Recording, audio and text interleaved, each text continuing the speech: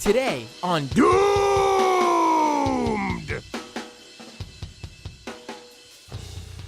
It's Pride Month, and it appears that the far right, well, hell, the right wing in general, has decided to, go retro on us and bring us back in time a couple of decades with the new gay panic. It's been an all-out anti-LGBTQ plus hate front, I guess you can call it, in the past couple of months, really, leading up to Pride Month. And the latest event this past weekend saw 31 white supremacists arrested after they were uncovered hiding in the back of a Uhaul ready to disrupt a Pride event. Wonderful, right? Well, we need, what we do on this show. We jump into this stuff, we cover these far-right movements, these reactionary groups, and we dive into what they're doing, why they're doing it, where they're going, and what's next, so we can, keep on them. And joining me today, let me pull us up on the feed first of all, to break this all down for us, because she was there, and it was her reporting that you likely followed if you're aware of what happened. Joining me now, there you are on the feed. And let me pull up, there we go. Joining me now, she is a Syrian independent journalist who covers right-wing violence, mainly in the Pacific Northwest. Alissa Azar, thank you so much for joining me tonight. Thank you so much for having me on. I'm excited to be here. Wish it was under better circumstances, but hey. Right. But you know what? Yeah, this show's used to it now. My listeners are used to it now. It's sad, but I mean, that's what this show covers. I mean, that's what we do here. And I'm happy there's people who care enough to listen in and be informed on what's actually going on out there. Yeah, I mean, it's certainly worrisome, the rise of the far right and white supremacist movements in the US. Like, obviously they've always been there. They've always been here. But the rise literally over the past 6-7 years, really you could draw a line from when Trump announced his presidency to where his presidential run, I should say, to here. But they were there before that, and obviously they've never gone away. But here we are now, and I think, even more incredible, actually, is this moment we're in right now. Because, you could even say maybe over the past couple of years, after this new rise of the far right and white supremacist movements, there's been moments where, after Unite the Right in Charlottesville, where it's like, these guys, they did too much too quickly. They didn't convert enough people to their side before jumping right into full on neo-Nazism. So there were times where you could see maybe this movement's going to fail once again, like it always does. But these past couple of months with this new anti-LGBTQ stuff and this new gay panic, this new mortal panic we're seeing, even in the mainstream right, where you think even on that front, where I feel like for years we've been hearing no, conservatives are actually, for the most part, most of them are just do what you want, it's your own business with gay marriage and stuff.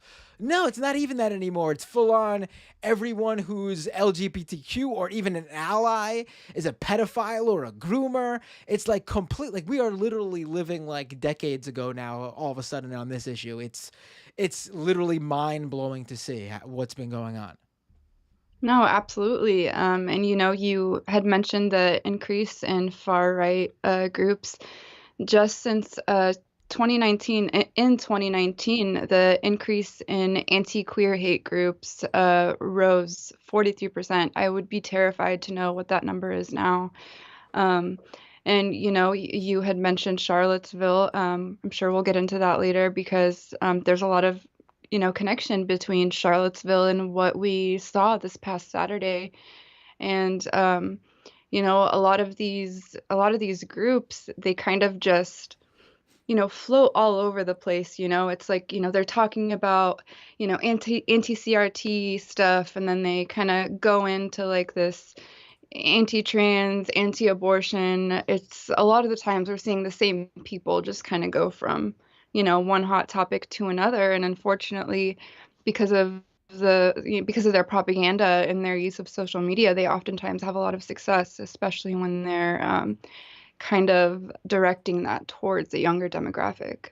Oh, right, absolutely, and let's dive all into that in just a second. First, let's I guess get down to the basics of what was going on this weekend. Perhaps people are unfamiliar. I'm sure a lot of my listeners are familiar, but for people who are tuning into this and have no idea, what happened this past weekend, break down where were you? Like, where were you this past weekend? What was the event going on? The city, ostensibly, what were people doing? Yeah, so on Saturday there was an event in Coeur d'Alene, Idaho, which was called Pride in the Park, and the flyer for this event was put out by the organizers months in advance, and in response there was going to be another counter event to take place in the same time, same place called Gundelane, which brought the attention of a bunch of people from the far right. If you look on a lot of these, like, far right extremist propagandists, social media personalities, they kept boosting this event and kind of drawing more attention from, all sorts of vile people.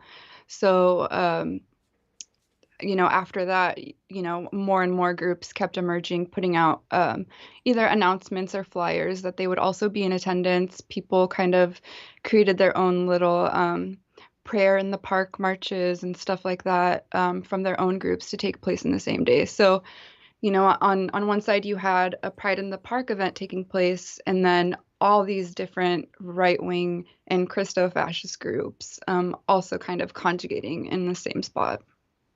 Right. So is this an event that like usually happens without any issue? I mean, obviously, I don't know how long it's been going on, so I'm sure if you go far, if it has been going on for a long time, it probably has received some sort of blowback. But in recent years, I'm sure this is an event that just came and went without much fanfare.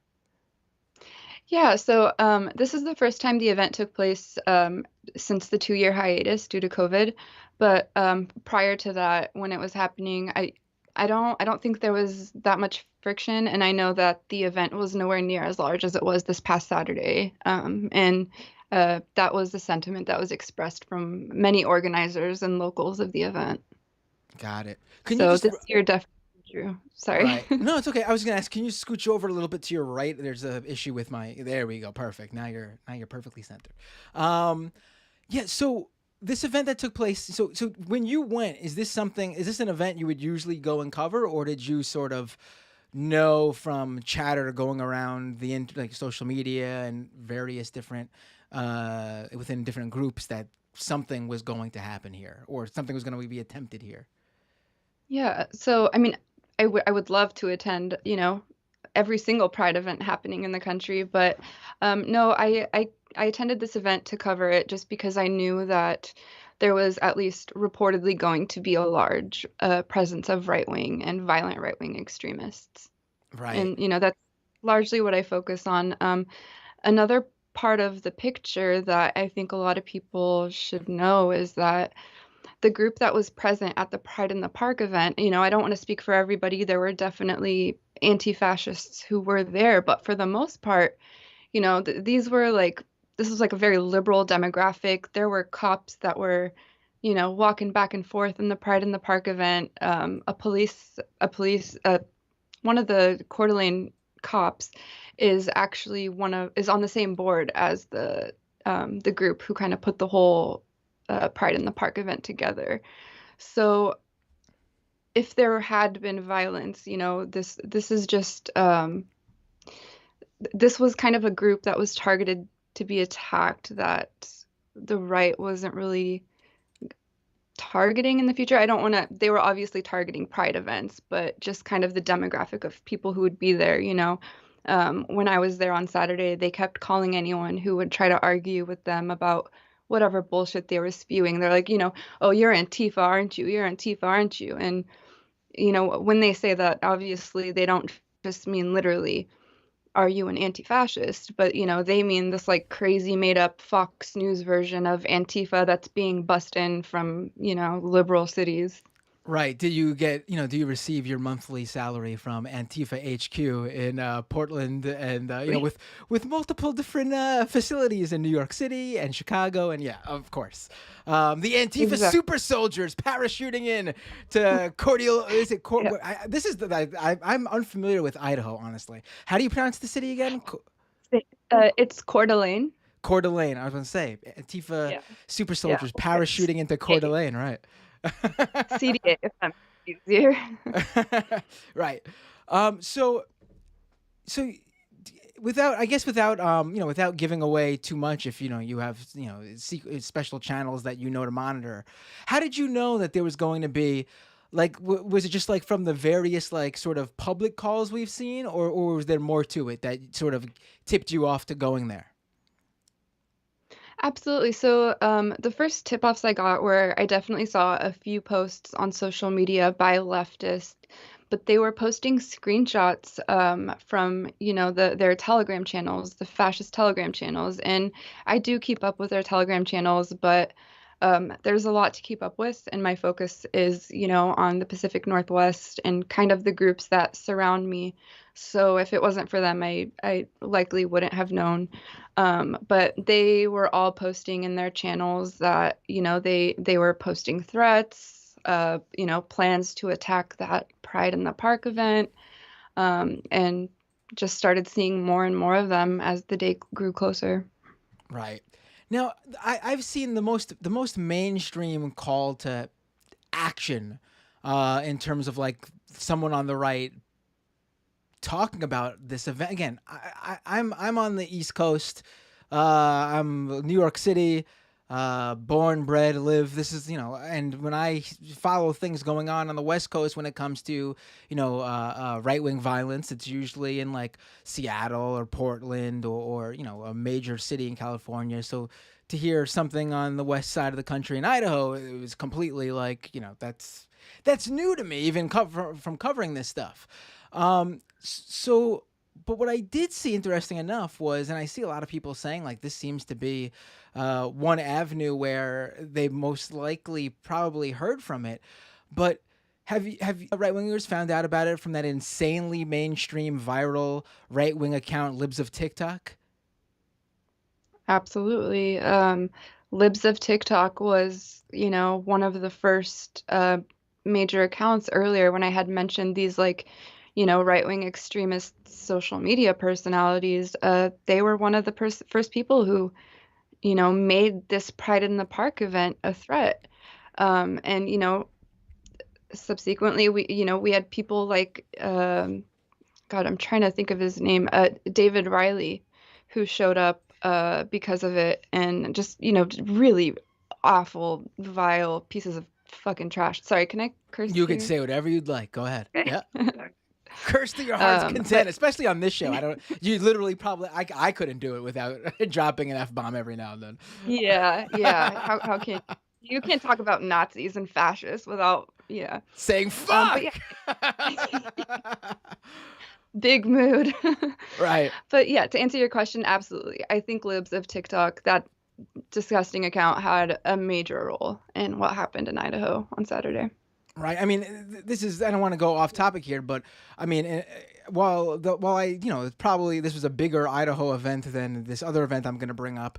You can argue that Libs of TikTok played a part in here for sure. But then, like, I saw there was that Proud Boys interrupting a drag queen story hour in a library in California, and it's like Yeah. like a library event, and higher right chick who runs Libs of TikTok posted about this library event for kids, and to me, without a doubt, like that one is like.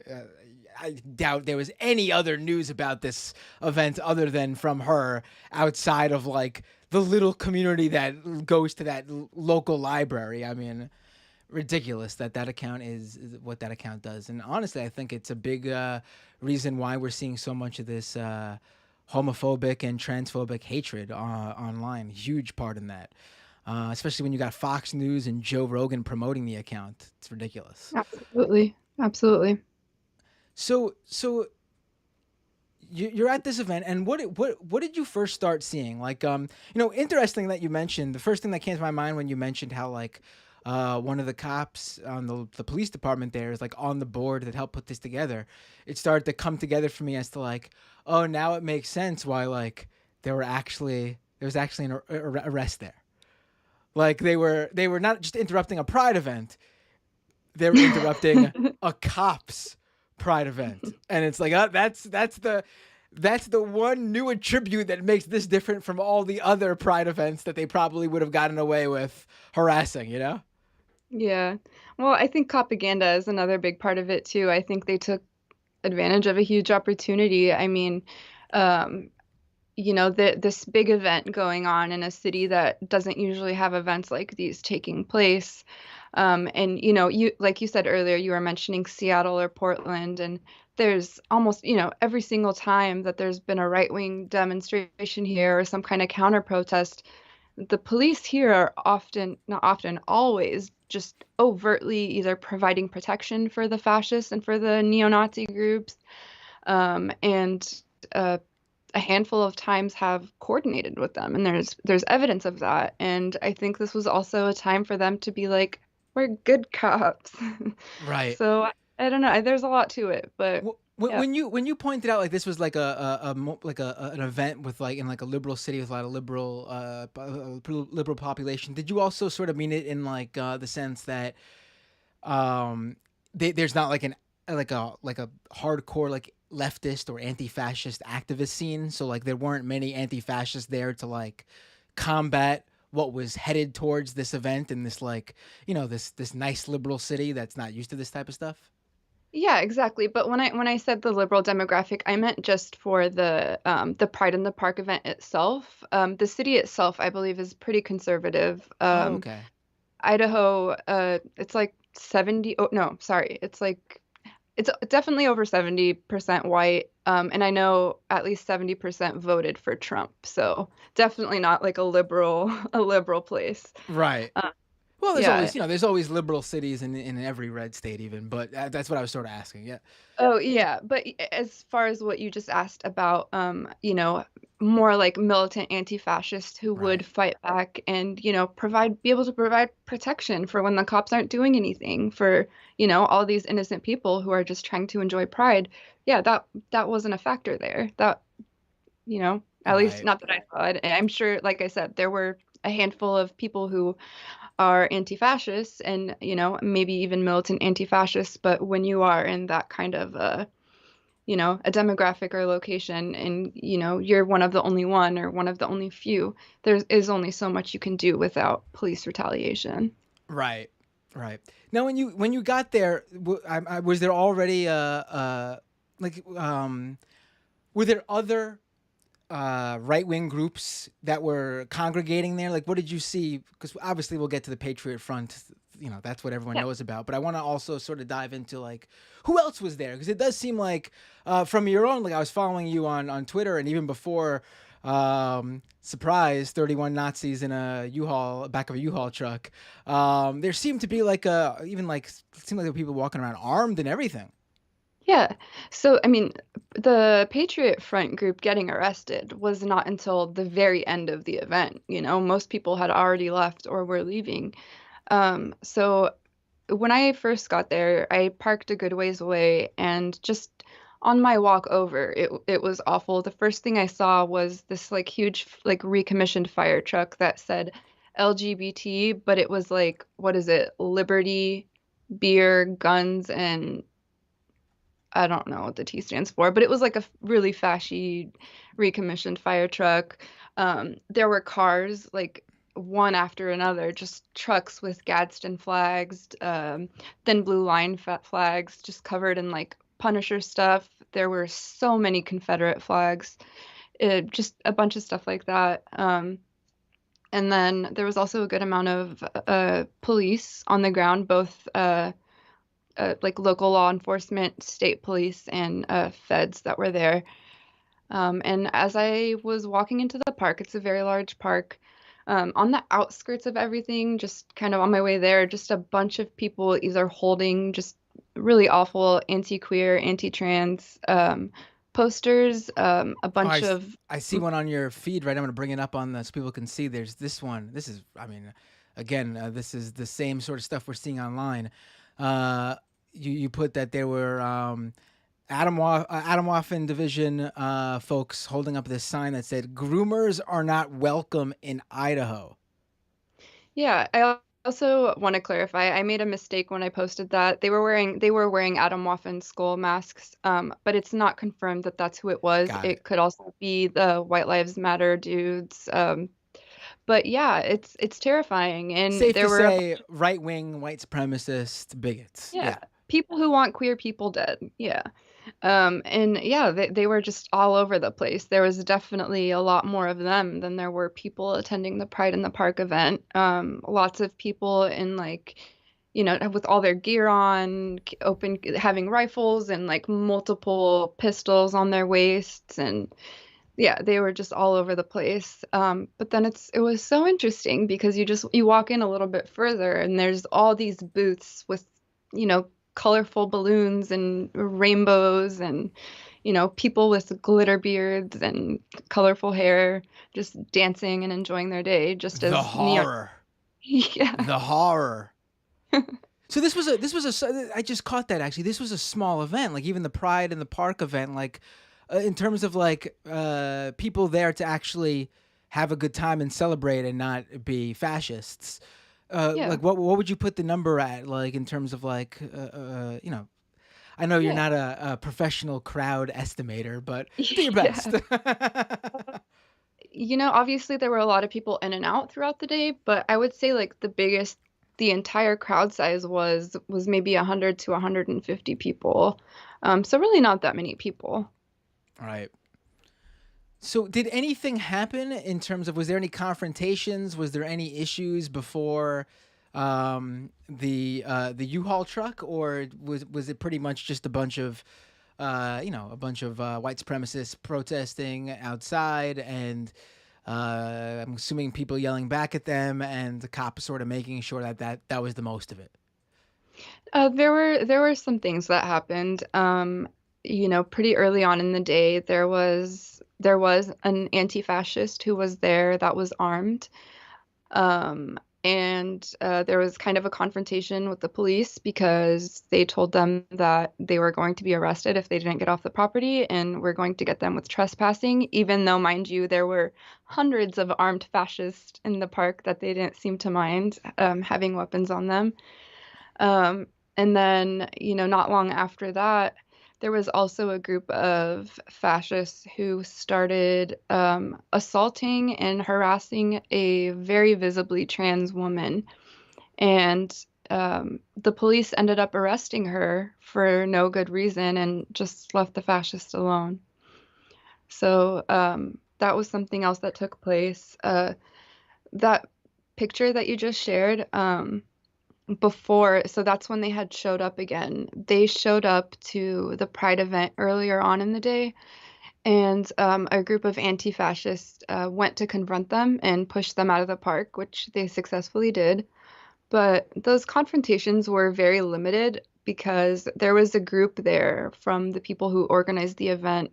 Um, if I remember correctly, they were wearing like orange safety vests, but they kind of kept going up to people who would start engaging with, the various types of fascist neo-Nazis and militia groups and telling them to back off and kind of peace policing and telling people how they should or shouldn't, stand up to fascists. So Right. that seems to limit a lot of it. Also, the police were a huge factor because there was a very large police presence. The cops were everywhere. So Were they? that definitely. Do you know, or if you don't know, do you think that they were tipped off that something? Well, I mean, I guess we do, being that what happened later. We'll get to that. Let's get to that first, and then I'll ask you about that. So let's get to the big event, that moment that everyone knows about. You gotta. I think I really do feel strongly that you gotta, like, pick your moments and take the wins where you could get them. And I think this is a moment where, regardless of the fact that it's dependent on the police actually doing what is supposedly their job. Good that they actually did something, because rarely, like you mentioned earlier, does that happen. So, what went on with the Patriot Front folks who showed up? I guess first, who is Patriot Front? Yeah. So Patriot Front is a fascist neo-Nazi group. Their group began in Texas in 2017 in the aftermath of the Unite the Right rally in Charlottesville. They kind of like rebranded from Vanguard America to Patriot Front after one of its members killed counter-protester Heather Heyer at the event. The founder of Patriot Front, Thomas Rousseau, is actually buddies with James Fields, who is the guy who murdered Heather Heyer. And Rousseau actually led the march during the Unite the Right rally that day in Charlottesville. And like, what else can I say? According to their manifesto, their content warning, their extremely, extremely racist and anti-Semitic manifesto. Patriot Front advocates for a separate, white, Christian-only American ethno-state. Right, right. I mean, so these are the guys who broke off with Vanguard America, and I guess were the ones who supported what happened to the Unite the Right rally, right? Judging by what you just said, like these aren't the guys who, I guess, the other side that that went their own way. I guess they realized that there was at the very least bad optics to murder somebody at Well, an event. yeah. Yeah, and that's exactly what it is. The whole rebranding is only and entirely about optics. Right. I mean, you had people who were obviously condemning them because of the murder of Heather Heyer, but also that day, now you kind of see them with very veiled, like they don't advertise it as we are Nazis. They don't walk around with swastikas and stuff like that. But that day in Charlottesville, they were, and they were also getting a lot of kickback from that. So the rebranding is definitely entirely about optics. And these are the guys who people have probably seen them. They've previously done these, and interestingly enough, used the U-Hauls to carry them around. They've done like full on like sort of like street takeover marches, and like I believe I've seen them before in Washington D.C. and various other locations around the country. So this wasn't their like first hurrah in real life since Charlottesville. Like these guys regularly go out and like train for these sort of like at the very least intimidation tactic affairs. Yeah, yeah, absolutely. So what ended up happening? Like they were you didn't see them at all during the event, like they were just not there, and then all of a sudden, why don't you tell us about from the moment like before and where they weren't, and then all of a sudden hello, 31 people in the back of a U-Haul. Yeah. So no, they were not present, at least not as far as I saw, the entire time of the Pride in the Park event. And like I said, the event was almost over. I was, planning on leaving in about 30 minutes to start making my way back to Portland. And I just remember seeing there was a cop, a sheriff in particular, who started just running as fast as he can. And for some reason, he had his baton out in his hand. And behind him were like maybe 6 or 7 additional dudes that were part of a Christo-fascist militia. They were also running behind him. So I thought that was really odd. And obviously, something was going down. So I decided to follow them. And it was a good distance away from the park, probably like a quarter mile. It's a very big park. It's on a campus. And after you get out of the park, it was at least like a block and a half away. And I just remember seeing a bunch of police cars, and there was also like a white Fed car that was unmarked, and I didn't know it was a Fed car at the time. So, and it was facing the wrong direction in the street. So I was like, maybe there's a car accident with some fash. Like, I don't know what's going on. And then I remember right after thinking that, I was like, holy shit, am I seeing this right? Because I could tell it was Patriot Front by what they were wearing. And I just see this like big group of dudes that look like they work at Best Buy on their knees with their hands behind their back. And it was just so surreal because you never really see law enforcement and police interacting with fascists like this. It's always giving them protection or, something positive, never anything like that. So, Right. I love how you just said it looked like a bunch of dudes from Best Buy were being arrested. They I pulled over the Geek Squad. Oh my God. I mean, I saw this and I was like, what was, a lot of people were making mention about how they were, allowed to wear their masks. But I yeah. guess that was sort of just at the moment, 'cause it does seem like they unmasked them pretty quickly after they sort of got everything together. Yeah, I think a big part of that has to do with so the first video I posted, I got there right as it all started happening. So they had just been placed on the ground. They were all kneeling on their knees and they had their hands zip tied behind their backs. And it was only like a 30 to 40-second clip of, just kind of panning across, showing what was going on. But right after that, they started picking them up one by one, taking them to the police vehicles and just, patting them down, searching everything, taking their masks off, Scooby-Doo style. Um, and so that they were all unmasked. But yeah, I think it's just because of that first video, people didn't care to look or scroll what happened 2 seconds after that. Yeah, Right. but they definitely all got unmasked. And were they saying like were they audibly saying anything while they were kneeling down on the floor like that? Were they like was there could you hear anything coming from these guys? Yeah, if they were saying anything, I definitely would have been able to hear them, and not one of them made a peep. They were silent the entire time. I don't know, that could be different when they were talking to the cops and getting patted down by the cops and unmasked, but when they were kneeling on the ground, they were just completely silent. And what about the cops? I've seen reports that they were saying things like how I saw one it might have been you but I don't recall. Might have been someone else. Basically, like they heard a cop saying, like, "Oh, we got a tip from someone in the group" or something like that. Do you know any details about that, or was it unconfirmed about how the police got a tip off on these guys? Yeah, so what you just mentioned about the call came later. I know what you're referring to. That wasn't my video, but somebody got a cop on video saying that they were arrested because they got a tip from the FBI. And they said that the FBI had infiltrated their group chats or some of their group chats. And that's kind of how they learned their plans for the day. But afterwards, in a press conference, the cops started saying that they learned about that because they got a call from a concerned citizen, but then they also went on to mention again that they had been working with the FBI. So right now the cops, as far as what the cops are saying, they kind of left it on that they got a they got a call from a concerned citizen. I personally don't buy that. They showed up from 11 different states. I have a hard time believing that the feds didn't already know about their plans or didn't already know about them coming to, the Pride in the Park event in Idaho.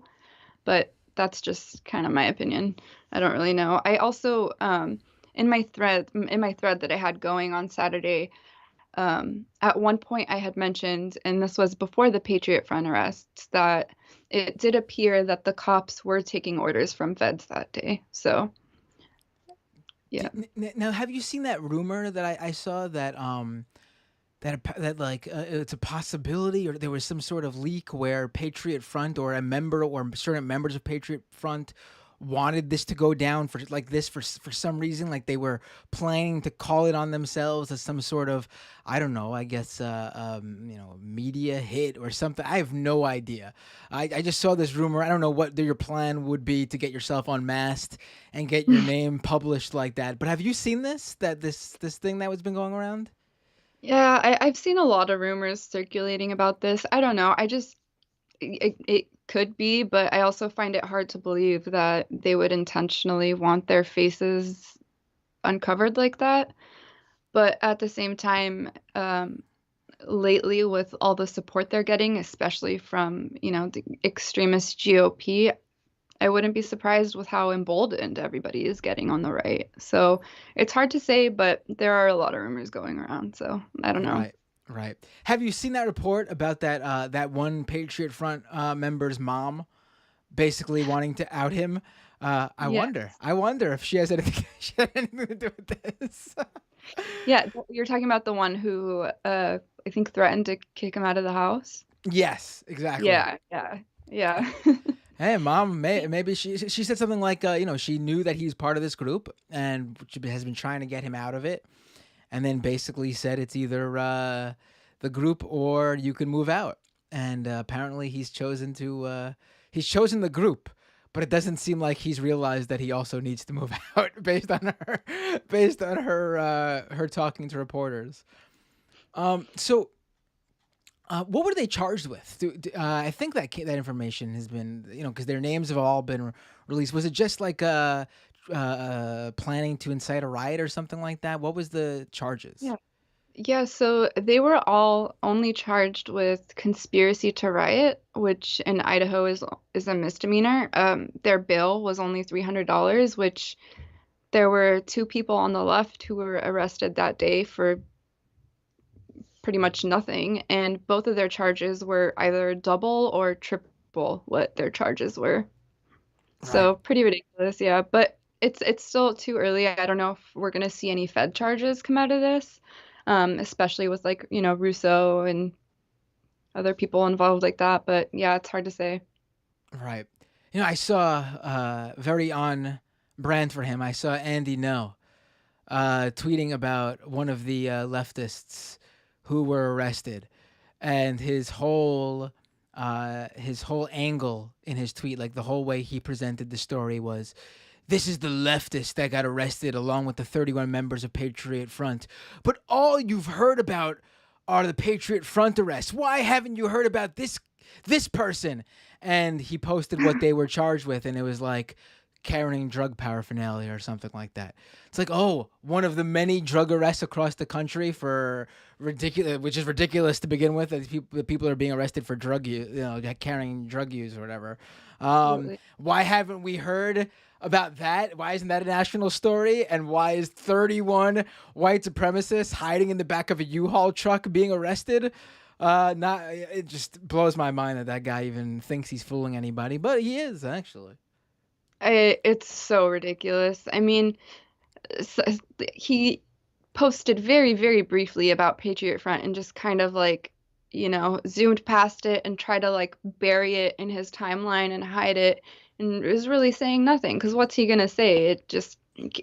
He can try to make up a lie about this. I don't know what it's gonna be, but I can't stand him.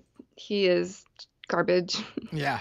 Do we know what they had planned to do, Patriot Front? Like, has that been reported? Like especially being that they didn't do anything, and you said the event was like winding down. Like, what was the whole point? What was the purpose? It's hard to say. There's not yet an official release. They have said that in the U-Haul they did obtain like documented plans on an attack for what they had that day.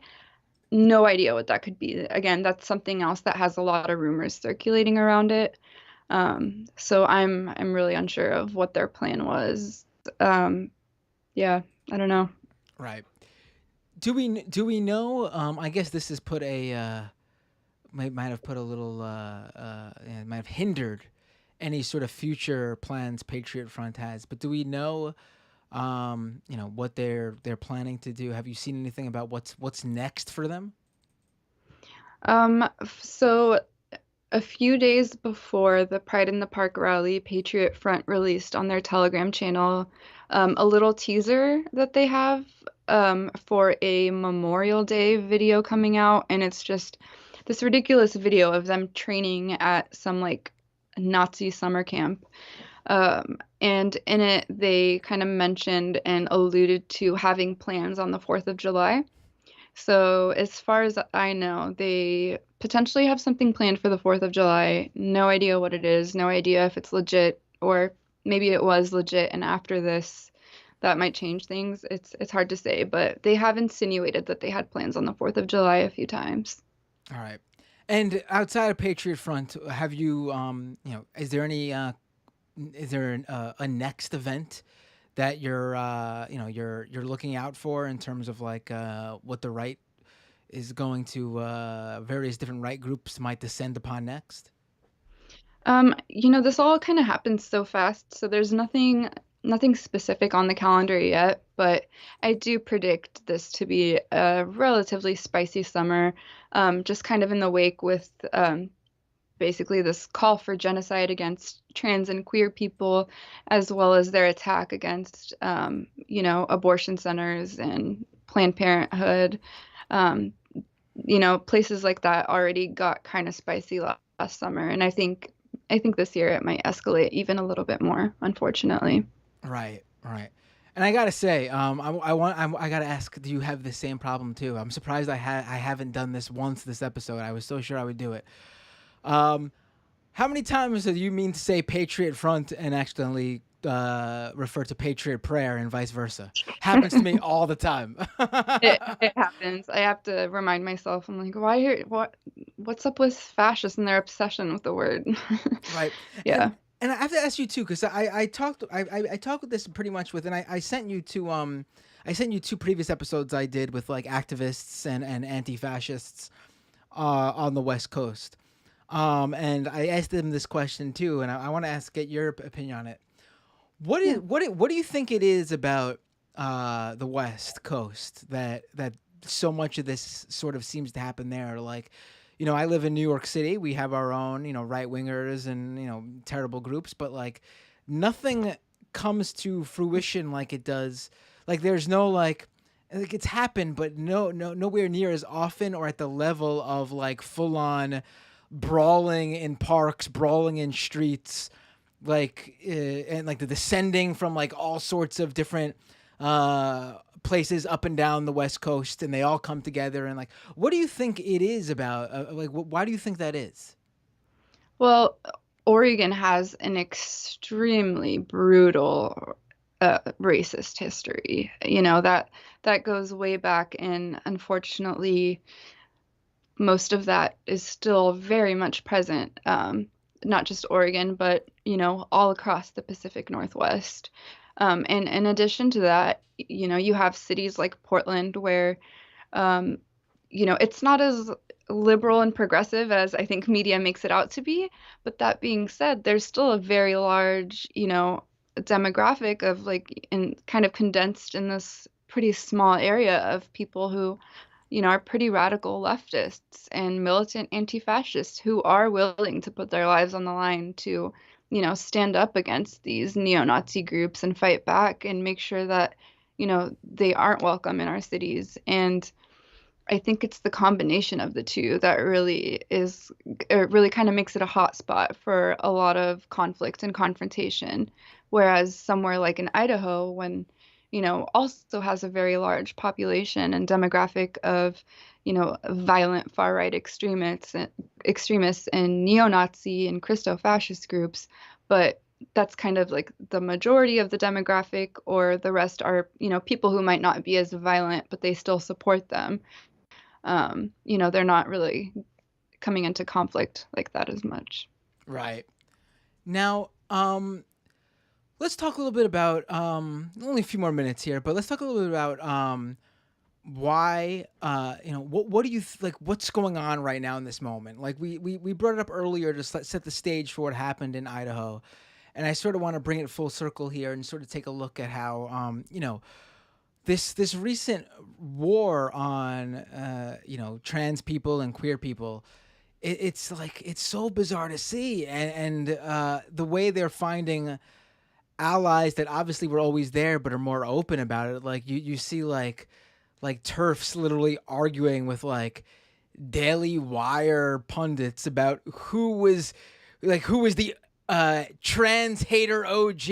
Like it's so weird to see like this sort of, I mean, not weird, but it's so upfront in your face now. Like you always knew they had the same, they were sort of strange bedfellows, but bedfellows nonetheless. But like it's sort of like they're just so open with it now. It's so, is it, what are your feelings on that and sort of how it's sort of playing into this moment? Yeah, I think there's a few variables that we should take into account. Earlier we mentioned the 43% increase in 2019 and just kind of the uptick overall. And I think, like you said, the Trump era is a big factor, but also this dramatic increase is very likely fueled by continued anti-queer and trans sentiment policy that's been emanating from government officials. I don't think that these attacks are, just random attacks that are happening out of nowhere. Um, Transphobic and homophobic campaigns are now quite literally part of the mainstream media. Every day now, yeah, pretty much every day now, we're hearing some of the most grotesque comments from people in positions of power and politicians, even like wishing people to just be dead. This is, an attack on people's lives. Um, and, you know, conservatives, but also, members of the extremist GOP are also constantly spewing this kind of garbage. And it's really frightening because I think like, a few years ago, maybe 5 years ago, I feel like a lot of these people would not be caught dead, having any kinds of connections to these violent members on the far right and, these neo-Nazis and these extremists. But now they're openly advocating for them. Patriot Front, the Proud Boys, and other right-wing extremists and neo-Nazi groups have had numerous politicians openly express their support for them lately. We're seeing them in pictures with them. And that's just really scary, especially when the left doesn't really have any kind of support that's even remotely comparable. Um, and when you have these politicians advocating their support for them, it really normalizes a lot of their behavior. And just it's like a never-ending cycle. It gives them even more support. So, I think it's something that we should all be paying more attention to and really, really focusing on the different ways that we can fight back against this. I mean, that's a really great point. And the idea that the far right is essentially the institutional right wing now. Like this is the think tanks. These are the stand up like Republicans that supposedly are supposed to the old school like suit and tie. Oh, they just want low taxes and small government. No, that's not really what this is all about anymore. I mean, it never really was, but that was always the facade they put on, and they wore that mask quite well. Now, just completely mask off. Absolutely. Absolutely. And that's fucking scary, dude. Yeah, no, it is. I mean, I always sort of to make myself feel better. I guess I always make it a point to sort of put it in a larger place where it's like that's sort of and this is truly what I think. But it doesn't help, that we're in the moment right now. That this is like they're the loudest right now because this is their last hurrah. Like this is their last chance to get everything they want done, because just like the reality of the situation is that just like generationally too, like by how more diverse and more progressive younger generations are, and polling and stats show that this isn't like how it was in older generations, where like they always love that whole like, oh, you got a heart when you're young, but you get brains and become a conservative when you get older. Like that's not the case anymore. Millennials and Gen Z and ostensibly the generations to come after will not do that, simply because of how fucked up everything is.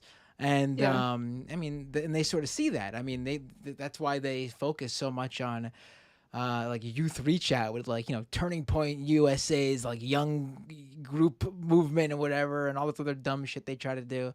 I remember a few years back when I attended some CPACs covering it. They were all about like almost every other thing was about how can we reach out to millennials? We got to get the youth on our side, and it's like because they know that if they don't get what they want right now, then the moment is gone. The Yeah. unfortunate thing is, it seems like they are going to get what they want right now. Yeah. Yeah, it's pretty scary stuff. But I definitely, if there's anything that gives me hope in this moment, it's definitely the youth. I mean, just it's mind blowing how much smarter they are than my generation. They are on it. I mean, a fucking elementary school organized a walkout a few weeks ago. Like, what? It's really rad. It's Right. definitely rad. I mean, we could certainly complain and make and completely legitimate complaints about that the gun legislation that was just put together over the weekend. But I mean, at the same time, and I agree with those critiques 100%. But at the same time, um, it was the direct result of a mass movement of young people putting together these large anti-gun rallies across the country in the wake of that school shooting in Uvalde. And I mean, just, I think honestly, any step's a good step, and that was a good step. Any step in the right direction, at least. Um, Alissa Azar, independent journalist covering right wing violence in the Pacific Northwest. This was fantastic. And your coverage of this event really, I can't stress how important it was. I mean, literally, you were the person that everyone was referring to and sourcing and linking to because you were right there when this all went down, when the cops pulled them out of the U-Haul and had them kneel down, and all your coverage before that on the various different right-wing groups and personalities who were harassing people at this Pride event in Idaho. So thank you so much for everything you did, and I know you've done great work before. So tell people, where can they find you online and follow you and catch what you've already done and catch your future work too.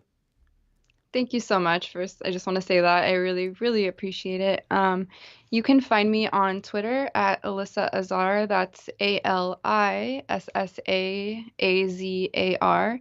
And I'm also on Instagram at Revolution Daddy. It's R3, so it's a 3 as an E. So just Revolution Daddy on Instagram. All right, That's Alissa, pretty much. thank you so much for joining me tonight. I hope you'll come back and the next time you help out a bunch of fascists. Thank That's you. that's always I hope, a good story to cover.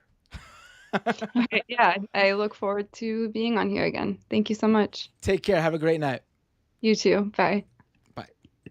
All right, ladies and gentlemen. Thank you so much for tuning in. And if you'd like to support this show, you can go to patreon.com/mattbinder and subscribe to a monthly membership. It helps me run this show.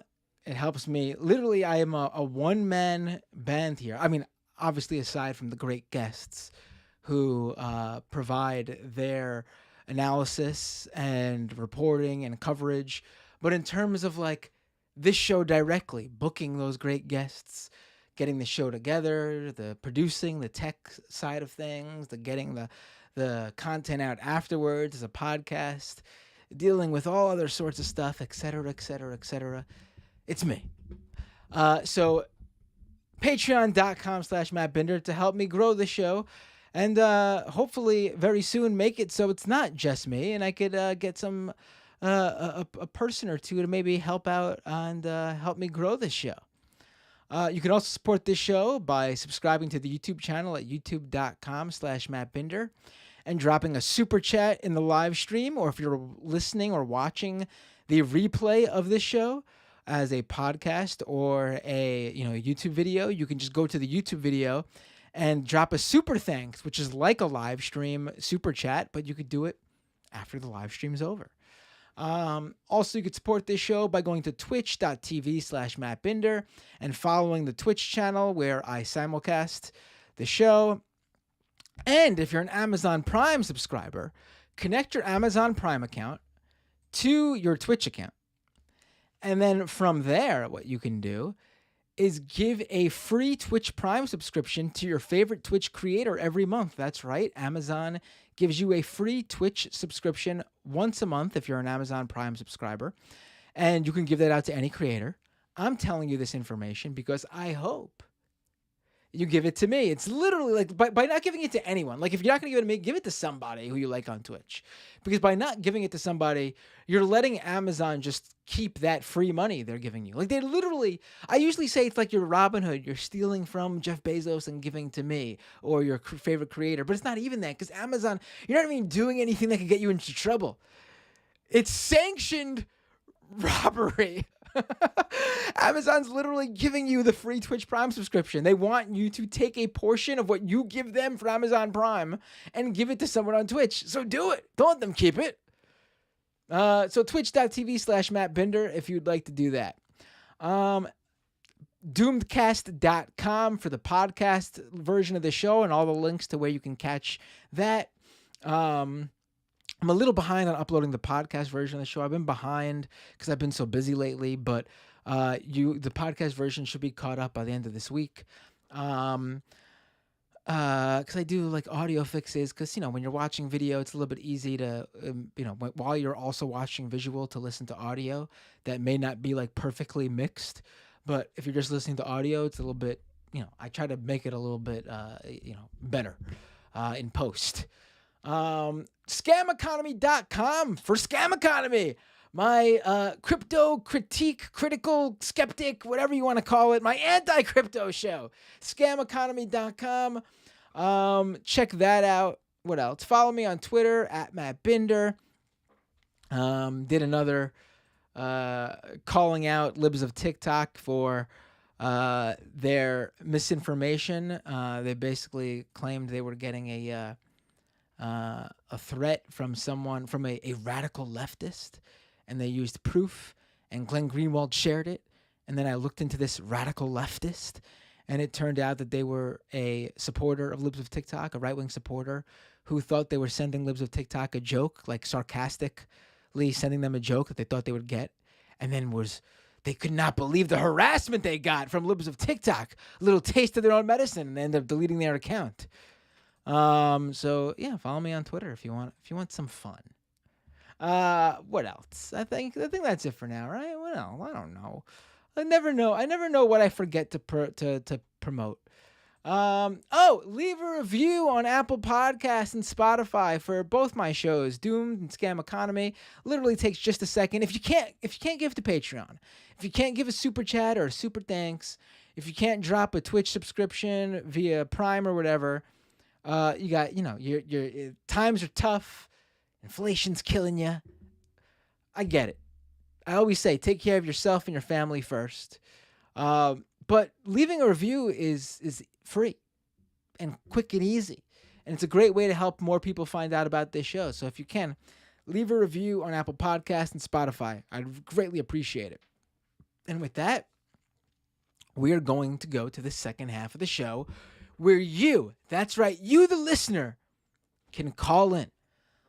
On the live stream episode after Scam Economy on Thursday, I ended up going like 5 hours long on the live stream because I had a number of great calls, but then had someone who found me from my appearance on Tim Pool's show a couple weeks back call into the show.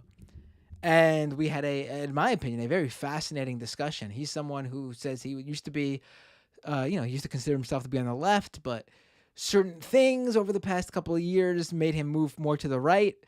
And I thought it was a really good discussion. People really seemed to enjoy it. So definitely check that out on the post show from Thursday, the live stream post show from Thursday, if you'd like.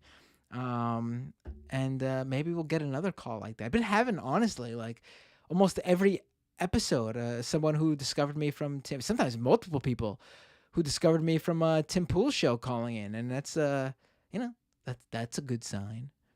All right, folks. That's why I went on the show, right? To reach out to that audience who doesn't quite realize that the person they're listening to isn't exactly presenting himself in the most accurate light. And that's putting it nicely. All right, folks. I'm going to go to the second half of the show.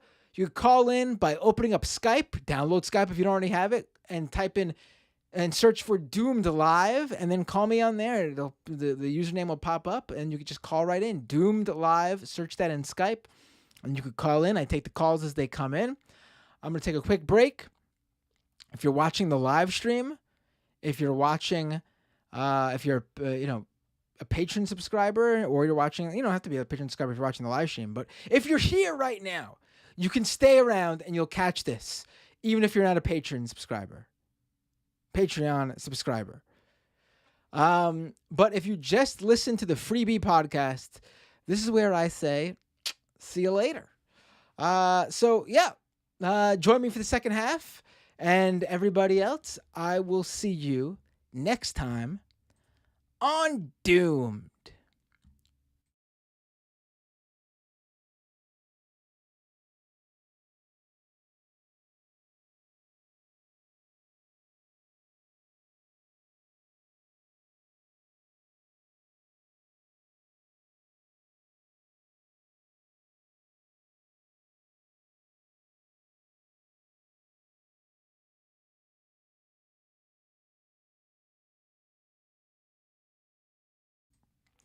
All right, we are back.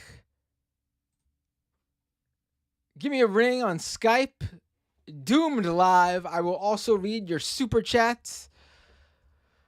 Let me read a super chat or two right now. We got Renee with some super chats. Gotten away with it too, if it weren't for you libs. Tim Pool whining incoming.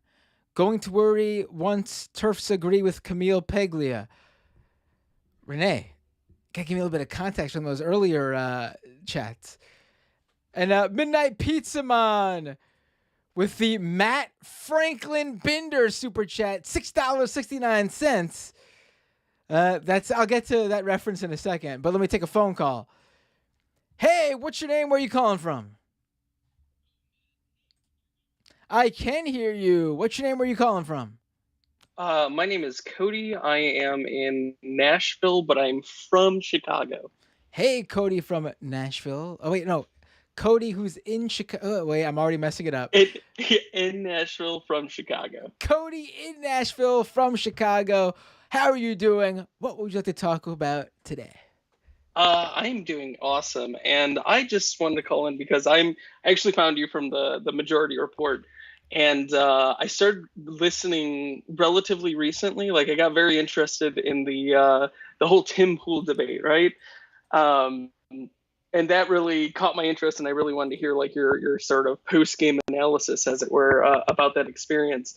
And I tried to go back through and actually watch the debate with Tim Pool, and it was really, really hard. It was very difficult to get through.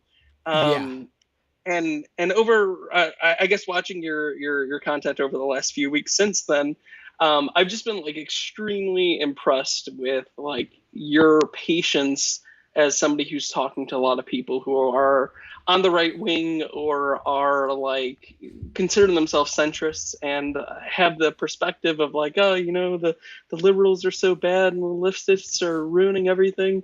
And your ability, I guess, like I have, having moved to Nashville, I have, I guess, a lot of discussions with people who are very right-leaning, and it's very easy to get overwhelmed or disappointed or frustrated with these people. And your poise and your ability to like not take anything from them but still be like very calm and collected and reasonable and kind of like drag them over to your side in a sense is extremely impressive. And I just subscribed to you on Patreon, and I just wanted to say that like it's this stuff that you're doing is really cool and really important and genuinely impressive.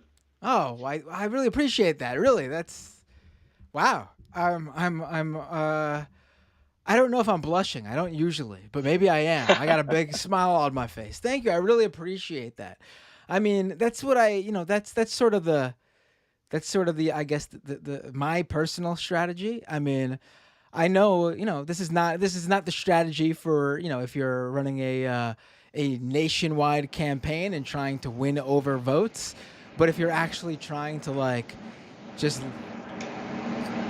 try to convert people from, or at least try to get them to see your perspective, or at least realize the type of content they're like listening to, just so they have that basic awareness to maybe even go out and like listen to some other stuff. I think, talking with them on that level works better than just like owning them. I mean, trust me, there are times when people have called in and for that particular person, the strategy is just, okay, this is pointless, let's just own them. But for the most part, I do think most people just don't quite know exactly, they're not in this bubble. Like they just don't know. Like they just fell upon these channels that got pushed to them via some algorithm, and they think that's what's there, and they just haven't found anything else. Yeah, absolutely. Like, it's very easy to get like super indignant and like want to be like, dude, you're so wrong. You're so wrong. Like, why can't you just see it? But it's been very eye-opening to see you like sit down and very calmly talk with these people and just be like, hey, this is something that you're interested in. Here's my perspective on that particular issue. What are your thoughts? And it's incredible, especially the dude that you talked to recently, I think, who was a Tim Pool listener. It's fascinating to see the way that they open up whenever you're just like looking at their perspective and taking them at their word and kind of discussing the things that they want to discuss, and finding that through line has been very, very educational for me as somebody who has like not. I mean, my parents aren't like leaning or anything like that, but they're sort of, your centrist liberal sort of types. And living in Nashville and having all these people around me who are like very in tune with that sort of, right-wing ideology. It's awesome. And I don't have much else to say other than that you're awesome and what you're doing is awesome, and I appreciate it. You sure you don't want to stay on for another 30 minutes and just tell me how great I am? Yeah, you know what? I got the time. Sure, let's do it. No, I mean, I really appreciate that. I mean, listen, I say this all the time. I don't know that many shows that, obviously there are other shows out there that take calls, although surprisingly, I don't really know about that many right-wing shows that do that. I can't think of anyone off the top of my head. God, no. I know Rush Limbaugh did it, but he was doing like a old school like radio show. But I don't know any like new media type right-wing show that takes calls. And I know there are other left-wing shows. I mean, the Majority Report does it, but obviously, they get so many calls. There's only so much time they could spend on each. And also, I don't think Sam does have the patience for some of these people that I sometimes I don't. No, I'm like, no, what am I doing this all. long? But I mean, if they're libertarian, let me tell you, Sam will find that patience and that time.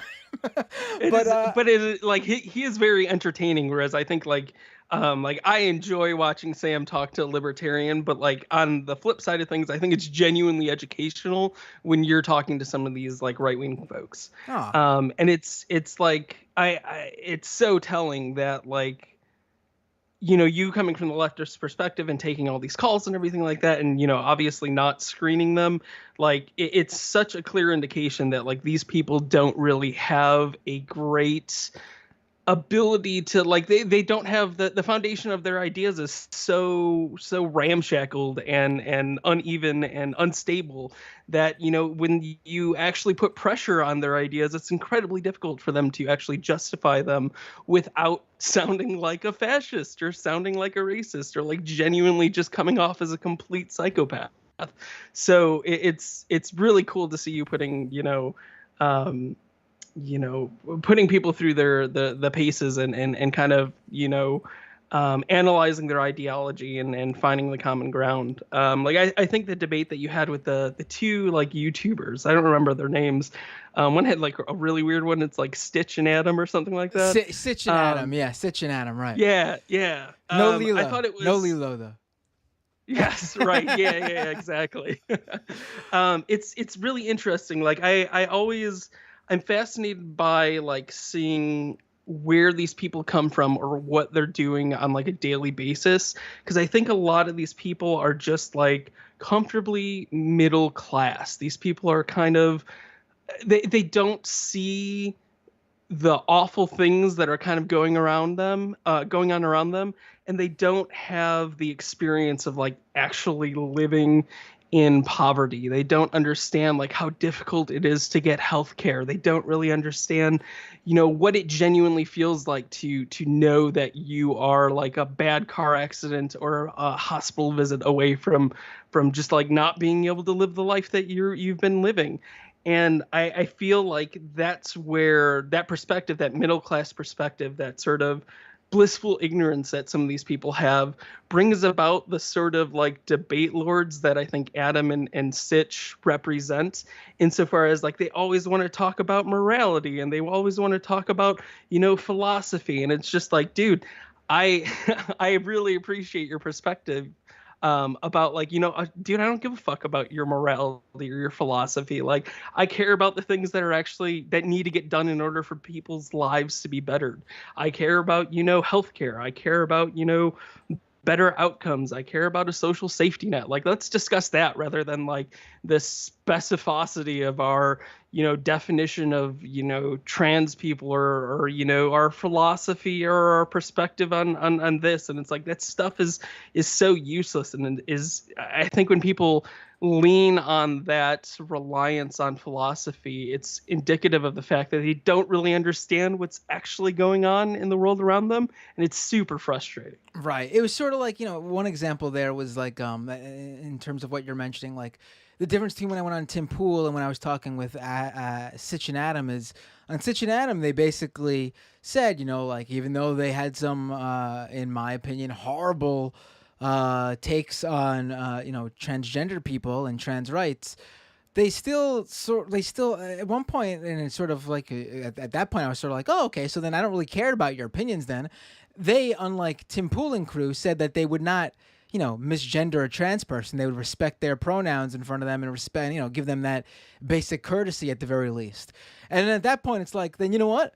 I don't really care about your personal opinion. Like, I don't just, like, I don't like, it's the same thing I sort of feel about like anything. I don't care about anyone's certain like personal opinion. Like when Tim Pool says he's really a liberal. It's like, I don't care if you're personally a liberal. It's what you put out there in the world, which is clearly not matching what you claim to be.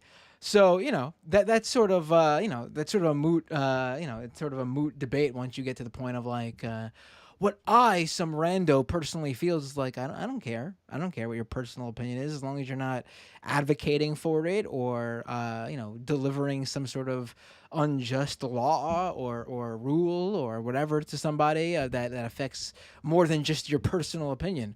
But Cody, thanks for the call. And I don't screen calls like you said, but let me tell you, I will be looking out for your call and making sure you're first on the list every time. Have a great night. Awesome, buddy. Awesome. Thanks. Take it easy. All right, let's go to the next call. And I'm not even gonna mention. You guys know what happened if you're a regular listener. Somehow Skype always makes sure that when I go to get the next caller, is just like the caller disappears. Here we go. Hey, what's your name? Where are you calling from? Hey, Zoe from Montreal. Hey, Zoe, how are you?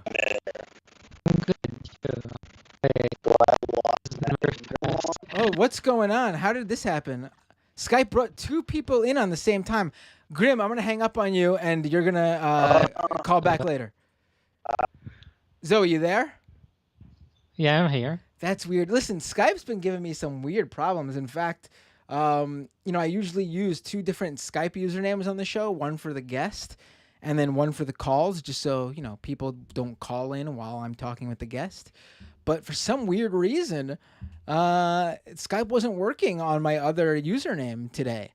And then just now, I picked up Zoe's call, and then it took Grim's call too, and you both were on completely separate calls. I don't know what's going on with Skype. Yeah, I didn't hear Grim. You heard Grim. You. Okay, so that's interesting because it wasn't even a group call. Skype was showing me two separate calls. Usually when it's a group call, like when I have like that time I had the Surfs on and was taking Lance from the Surfs on, I was taking calls.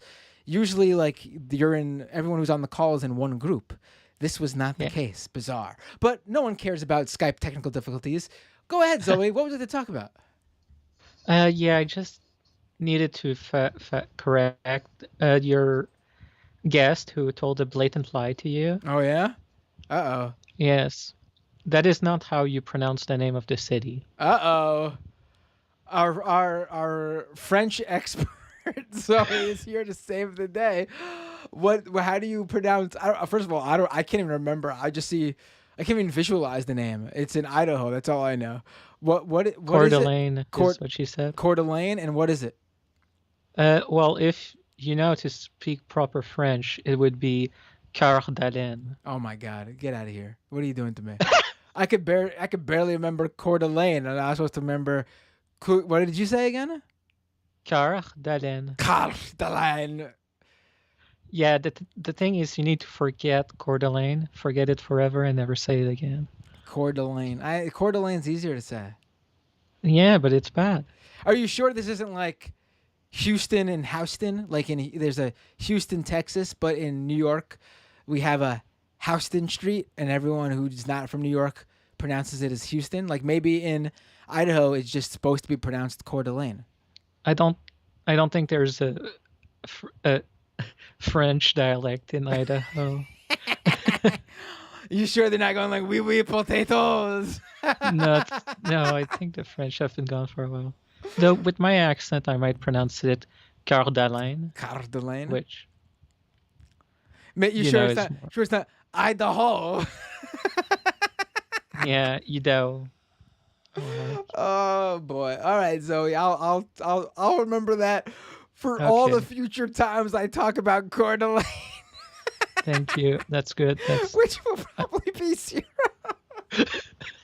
Yeah. I never even knew the place existed until now. Honestly, I mean, I'm not. Me neither. Listen, you all know me. I barely know outside of places outside the East Coast. And then I'm aware of certain places on the West Coast, but you asked me for specifics in Idaho. I mean, I know they got potatoes there.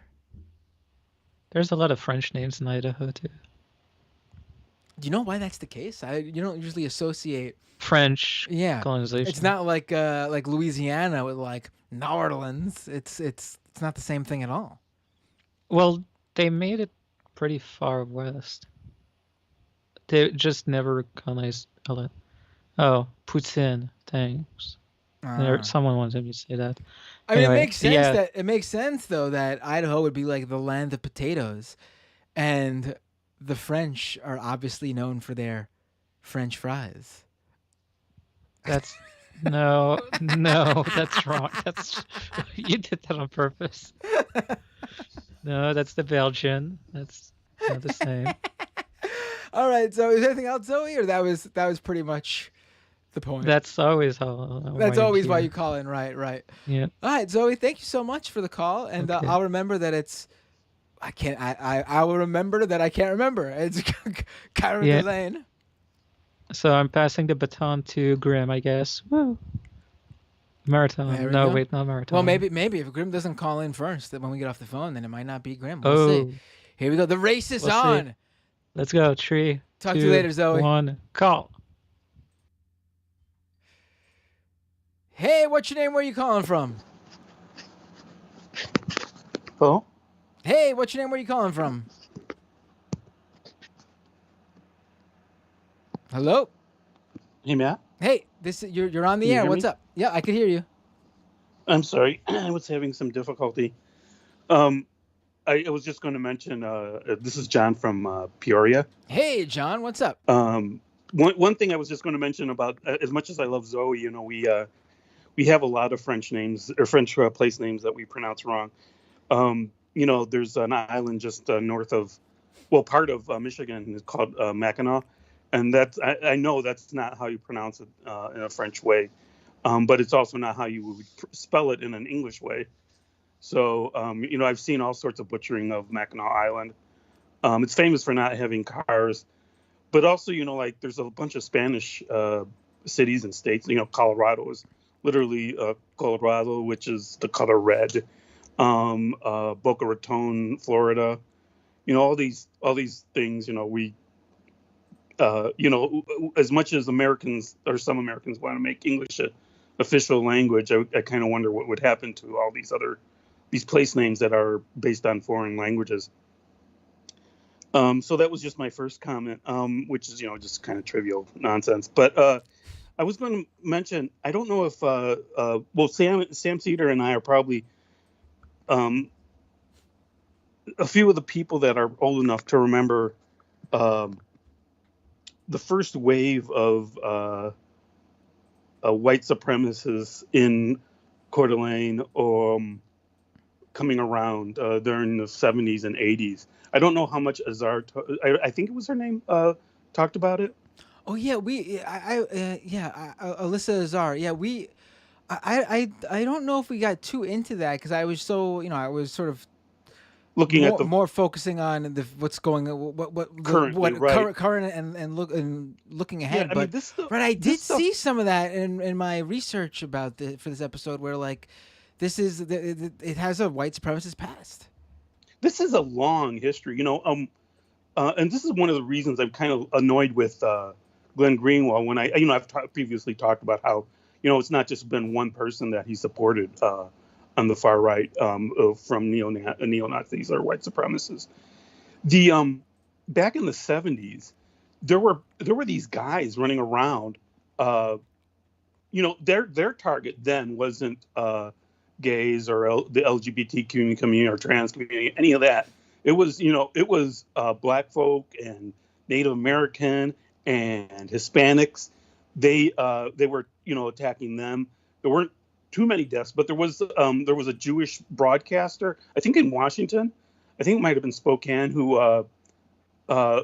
had he was of Jewish descent, excuse me, not Jewish broadcaster, but he was assassinated by these jerks. And then there was he was vehemently anti-white supremacist. In Coeur d'Alene? He wasn't in Coeur d'Alene. I think he was in Spokane, if I remember. Okay. So, and that was like during like 78 or something. That was like national news at the time, that they had killed him like outside of his house. And there was, during this time also, there was a series of armored car robberies that were orchestrated by white supremacists. They actually killed guards from these armored cars. They were using high-powered rifles and would basically shoot out the window of the cab, and they killed a few guards doing this. And it was to raise money for their crazy ass ideology. And a lot of, like I say, this is all documented. This was news at the time, and there was another one that was associated more in the Midwest, running around. He made friends with other white supremacists. This is how they eat their own, basically. He made friends with other white supremacists. He wanted their guns. So what did he end up doing? He ended up killing some other white supremacists to get their guns. So, like I say, this is like a long history. I think, Right. It never gained traction because already by the 70s and 80s, there was enough people that were like, this is bullshit. We don't need a race war. So even Coeur d'Alene was trying to at that time, they were like, there's a history of Coeur d'Alene being a haven for these white supremacists. I forgot the name of it. I think it was the Aryan Nation or something like that. It was a church. And that's how the Southern Poverty Law Center actually became first famous, was because they ended up suing this church out there that had harassed African American mother and her two kids while they were just traveling through the area. So, Coeur d'Alene, the city, has been trying to shake off this, association with white supremacists. I lived in Boise for about a year back in the 90s, and it wasn't so bad there, but in the Coeur d'Alene area, it was a known issue. And I went back like in the late, or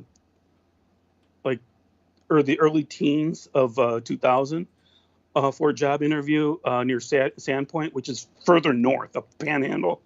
And they had, I had asked them how things were going in Coeur d'Alene because I'm a minority. I'm Hispanic and I look very Native American. And they were saying that the Coeur d'Alene has been trying to get rid of a lot of these guys. So I can see why the policy was like, let's go confront what's going on in this van. They don't want the stigma that's associated with being, the Aryan city of the Northwest. Right. Yeah, I'm looking at it. It seems like Coeur d'Alene was once considered the epicenter of the Aryan Nations, a white supremacist Right. group founded by Richard Butler in 1974. Right. Right. Yeah, that was all the Turner Diary crap. I don't know if you've ever run across that. That's old stuff, that has a lot to do with the blood libel and all the crazy the prophecies of a third race or a world race war, basically. All right. And like you said, with the Southern Poverty Law Center, his Butler's group, Aryan Nations, went bankrupt and ceased operations in 2000 when the SPLC filed a lawsuit against them.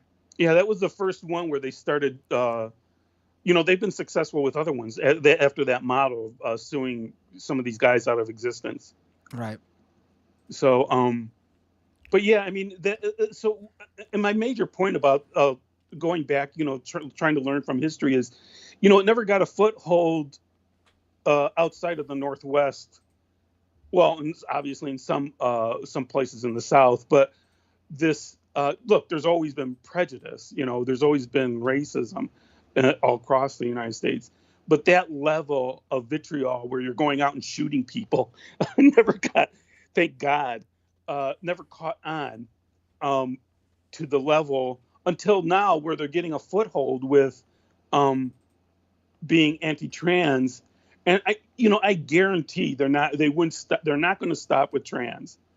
Of course not. Right. Right. They already talk about, the minorities, this, the minorities, that, the immigration, all the kind of crap that all these issues, whether it be immigration, LGBTQ rights, all this stuff, it all overlaps and intersects, and it comes down to their fear of white people not being the vast majority anymore, and them losing the power that they have. Oh yeah, yeah, and so yeah, I just wanted to mention, I don't know, I'm sure. Well, Sam is a year younger than me, I believe. But I'm sure Sam would remember some of these crazy stories, this was basically just before a lot of the Ruby Ridge and Waco kind of stuff kicked off. So it was building to a climax about then, where, screw the federal government kind of stuff. And like I say, I don't think the race element never got up. I don't want to say never got a foothold, but it wasn't. Let me put it this way: now we have so-called normies and center type people and politicians supporting this kind of crap. This type of intolerance towards LGBTQ community.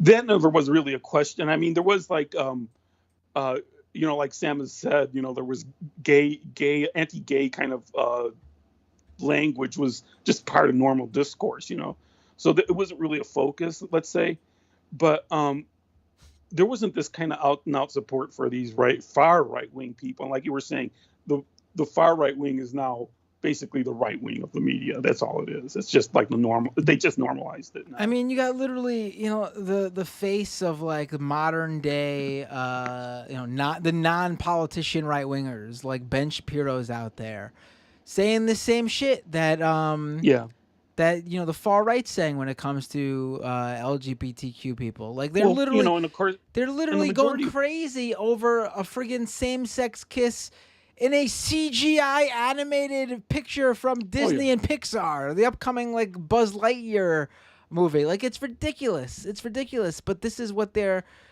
found that this is connecting with their audience. Yeah. Yeah. And I don't know. It's kind of depressing because I'm just thankful they caught this carload of gun nuts and neo-fascist, because, like I say, there were people killed out in the Northwest when they were targeting minorities, and specifically African Americans. But like I say, Jews weren't exempt. I'm pretty sure Hispanics weren't.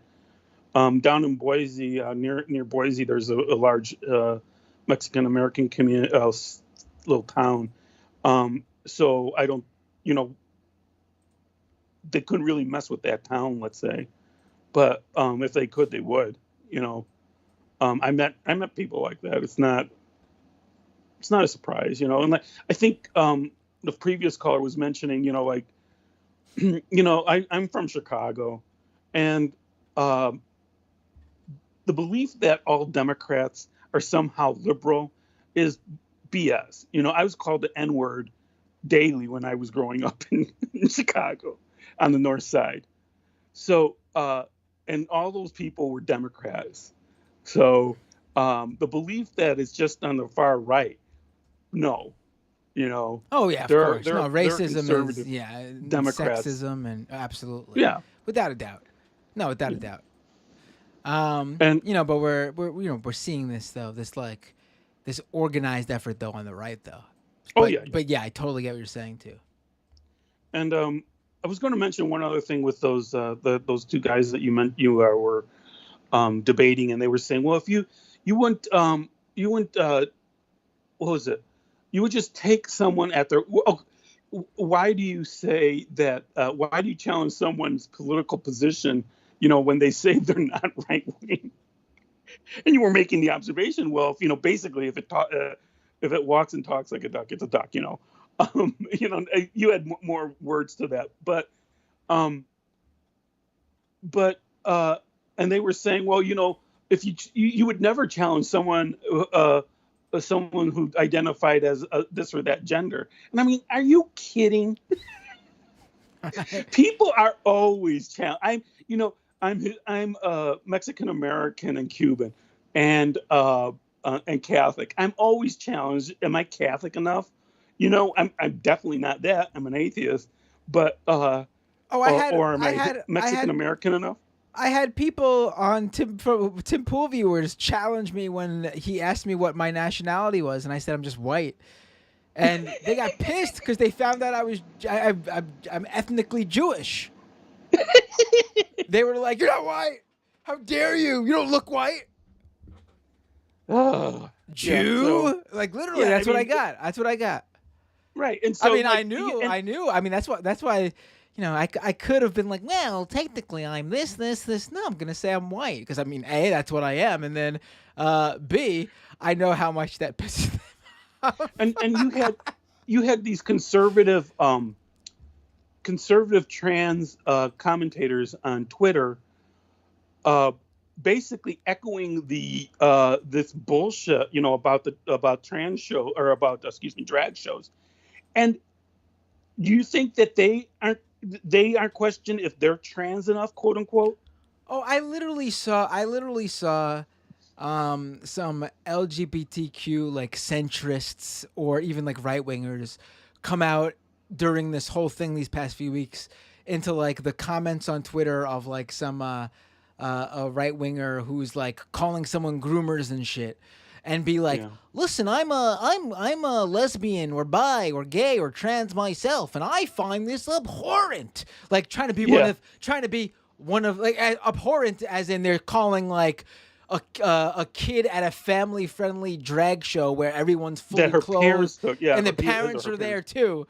That's what they find abhorrent. I find this abhorrent, and I'm LGBTQ myself. I'm one of the good ones. And then immediately after labeling themselves as LGBTQ and saying, I'm actually on your side, right-wingers, immediately after that, in their replies, right-wingers going like, groomer, pedo, and it's like... Christian Walker found out how much, he's on the right kind of gay guy, right? Right. What happened with something? Did something recently happen with him? Well, apparently, they had all sorts of criticism on the right about him. Oh, really? I mean, I assumed, but I haven't seen anything specific. That's interesting. Yeah. I mean, I mean, I heard about it on the majority part and looked at it on Twitter, and there was some stuff like would you trust this guy with your kids? And it was a picture of him, and a bunch of people said hell no. Oh, I saw that one. I forgot. Yeah, that's it. See, they don't say who it is though. That's the funny thing. They basically have a picture of him where he's posing in front of Right. the rainbow there's a flag and the video. trans flag. Or there's, but I But saw. it's a video too. There's a video of him. I just saw the So- photos, and I'm assuming he's like mocking it. That's what he does because he's very anti, Right. LGBTQ, even though, Oh yeah. But someone took a screenshot of him in front of those flags and posted a picture and said like, "Would you trust?" And posted like. I don't know if it was a right winger that did it on purpose or if it was a troll. And you have all these right wingers going, "Hell no, I wouldn't trust my kid with that guy." And I don't even know if they have any idea who he is. Honestly, they just saw someone in front of those flags and said no. Yeah. So I mean, that's pretty. That speaks for itself, I think. Yeah. I was going to mention one other thing, that kind of irritates me because, like I say, I never thought I would be talking about the fucking white supremacists of the Northwest, having lived there, and in Chicago too. There was I think I would mention that Matthew Hale was at one time suspected of killing Judge Lethgow, who was a federal judge, her husband and mother. Yeah, I think it was her husband and mother, and but it turned out it was not that. But that's how far the reach was. It was all the way to places in the Chicago and the suburbs. Well, it was and all the crazy shooting of the fratricide of white supremacists for firearms happened in the Midwest or in the Midwest, like Kentucky or something like that, or Indianapolis. I can't remember, but so I thought that had long been that was ancient history, but this whole thing about the drag shows just kind of amazes me. Having in '79 La Cage aux Folles came out, which is I think it's the Birdcage in the American version, Right. The later version in the '80s, and then what was it, the to Wong Fu, the drag show that was that had Leguizamo, the guy in Dirty Dancing, I can't remember his name, and Wesley Snipes. That was about three guys that were three trans three. Well, I think they were trans, but three people that were doing a drag show and going to California for like the national drag runoffs or whatever it was, and then there was a year before that there was a movie, and that was like in '95, and the year before that there was the movie Priscilla, Queen of the Desert, which was an Australian movie about drag shows, and that was like nobody cared at the time, and here we are like 20, 30 years later, and 40 years later, talking about this crap. I mean, it just amazes me. It's absolutely ridiculous. Yeah, it's amazing. I mean, for me, just thinking about like movies from when I was like freaking Miss Doubtfire. I mean, the most basic. It's the most like, come on now. I mean, but yeah, and I can, that I think though. So, but what I'm saying is there were movies that specifically addressed drag shows per se, and nobody gave two fucks about them. And now all of a sudden it's like it's a big deal. It's we're seeing I've said this 100 times now, but we're seeing this blowback now, and they're going to have this moment. The question is like, how much will they get out of it? Yeah, it seems like they're getting a lot, honestly. Oh, yeah. Unfortunately, but Yeah. we'll see how much more they can get. Hopefully not much more. Right. Thanks for the call, John. Always a sure. pleasure to talk All with right, you. Matt, take care. Have a good night. Bye. All right, let's go to the next caller. Let's see.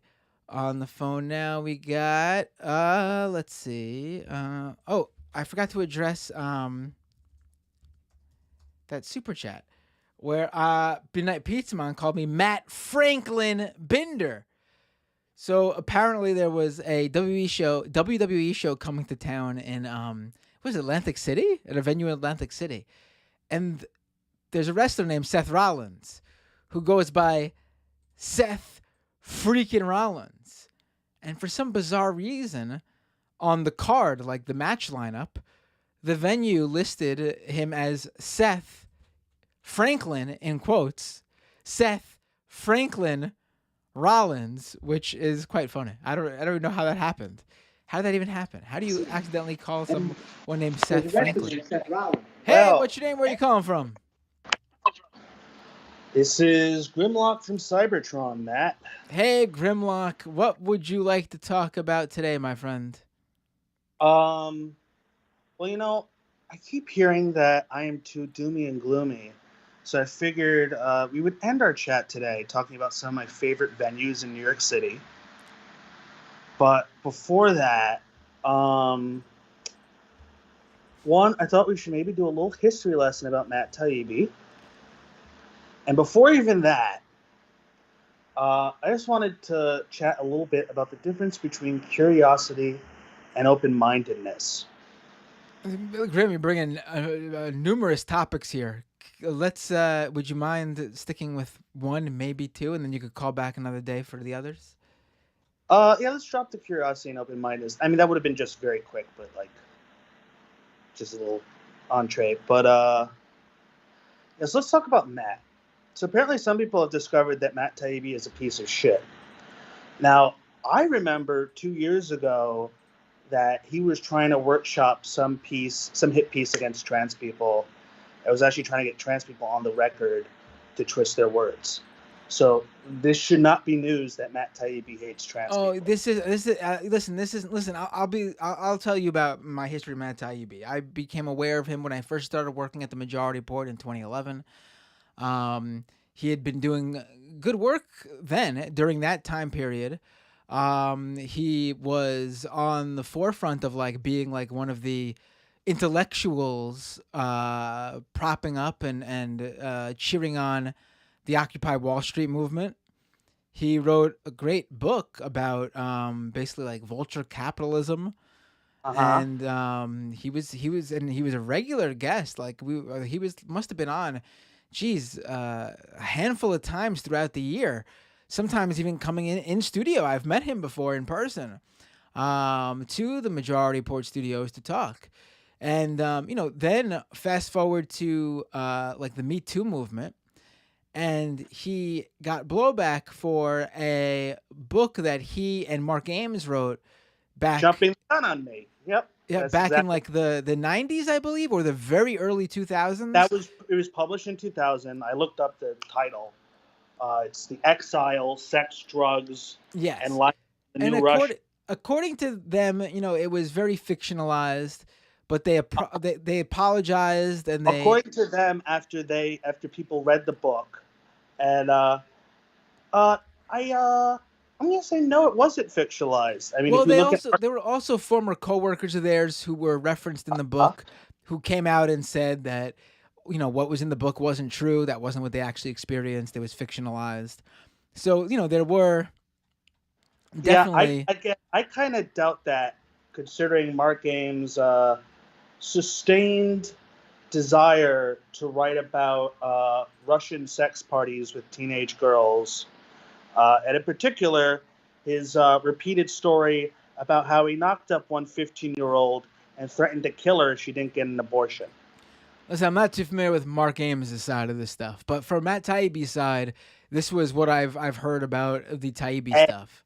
This is also beside the fact that Taibbi and Ames were also overjoyed to hire on Edward Limonov to the Exile, who, of course, had already made a name for himself for writing some of the most distasteful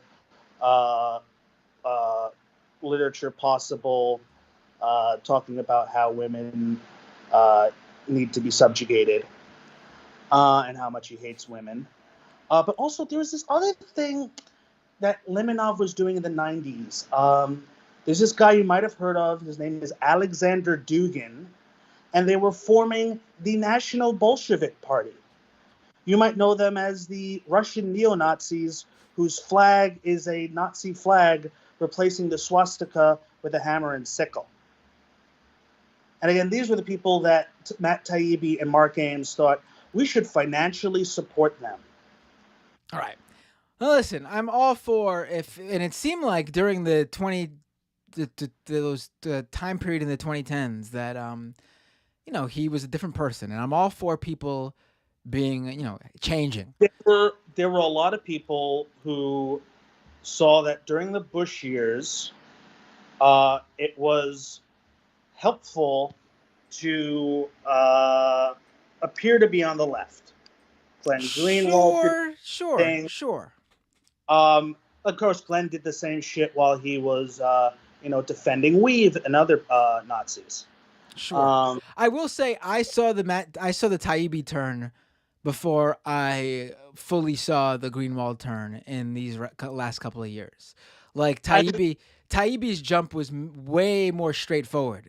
Glenn sort of glided back into it, whereas Taibbi did a straight up jump. Like the second he started that Substack, that was it. He was ready to appeal to those right wingers. Yeah, anyone who has a Substack, which Glenn also has, is a sign to me that they've literally never said anything important in their lives. But yeah, Taibbi had an arc there where he changed. Some stuff from his past came out. He just needed to take it, accept it, apologize for it, let some time go by for it to move on. He would have been fine.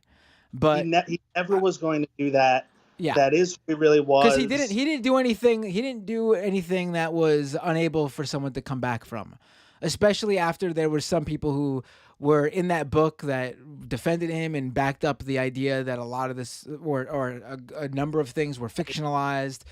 He could have came back from it. It's sort of like, it's not the exact same thing, but like what happened to Jamie Kilstein, who I haven't spoke with in years because I'm assuming he I don't know. But he's someone who, made a name for himself as a specific sort of person. He was like the male feminist.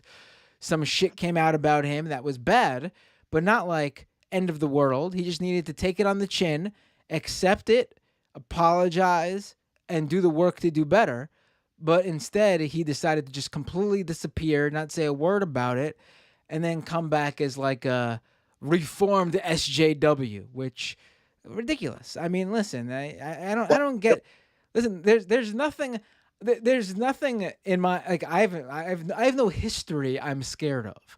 But if I was in any of those people's shoes, it's very simple. You take it, you apologize, you take full responsibility. Especially if it's like what Jamie Kilstein or Matt Taibbi had leveled at him. Simplest thing ever. You weren't outed as a rapist. There was you didn't do anything. You weren't a sexual deviant who, assaulted someone. Claimed to have done. That's what the claims were in. But this was. But then it was. That was the fictionalized, stupid, like shit posting, edgy stuff that came out later on. That's what they thought was funny, and that's what they say was fictionalized. But then people back them up. I don't think I've ever seen anything established about Taibbi in terms of that being anything more than what that came out to be. But like that stuff is so simple to come back from. Like just accept that you tried to be an edgy dick, or accept that you did something that was not along your, with what you present yourself as is your views. You're human, you fucked up. You're a changed person now, or you will work to change, and then you could easily come back from it. But these guys don't want to take anything. Like, it's just like in Taibbi's case, at least, he just wanted to just immediately appeal to where he saw an opening, and that was what he's doing now, where he's ivermectin man, and now apparently open transphobic dude. First of all, Taibbi... sometime in the last few years was like joking that anyone ever thought he was a leftist. So there's that for one. And I think the question you've been begging is that why didn't he act responsibly and honorably with remorse and commit to making restitution? Because he thinks that those things are at the very least his right to joke about, if not worse. Yeah, I mean, And it's yeah. We're definitely seeing, regardless of what was in his past, we're seeing a Matt Taibbi without even the facade of it being humor or anything. Facade for years, but listen, I do think there was a time period in like the 2000s where like that sort of edgy, stupid, purposefully like being as gross and dumb as possible was like in. And I do know a lot of people who are, I mean, look, it was like the right tried to do that shit with like James Gunn, who had some stupid edgy jokes that they found on his Twitter from like 2008 or 2009. It was a weird time. A lot of shit that was in that period would not fly today. Well, it was bizarre. It was bizarre. I don't think we could really doubt that The Exiled was a bunch of, white expats partying through Russia and pushing limits. And again, that was stuff that was happening in the 90s, not even just the 2000s. Right. So going back to when it was actually happening. Right. But I wanted to end things on a lighter note. Sure.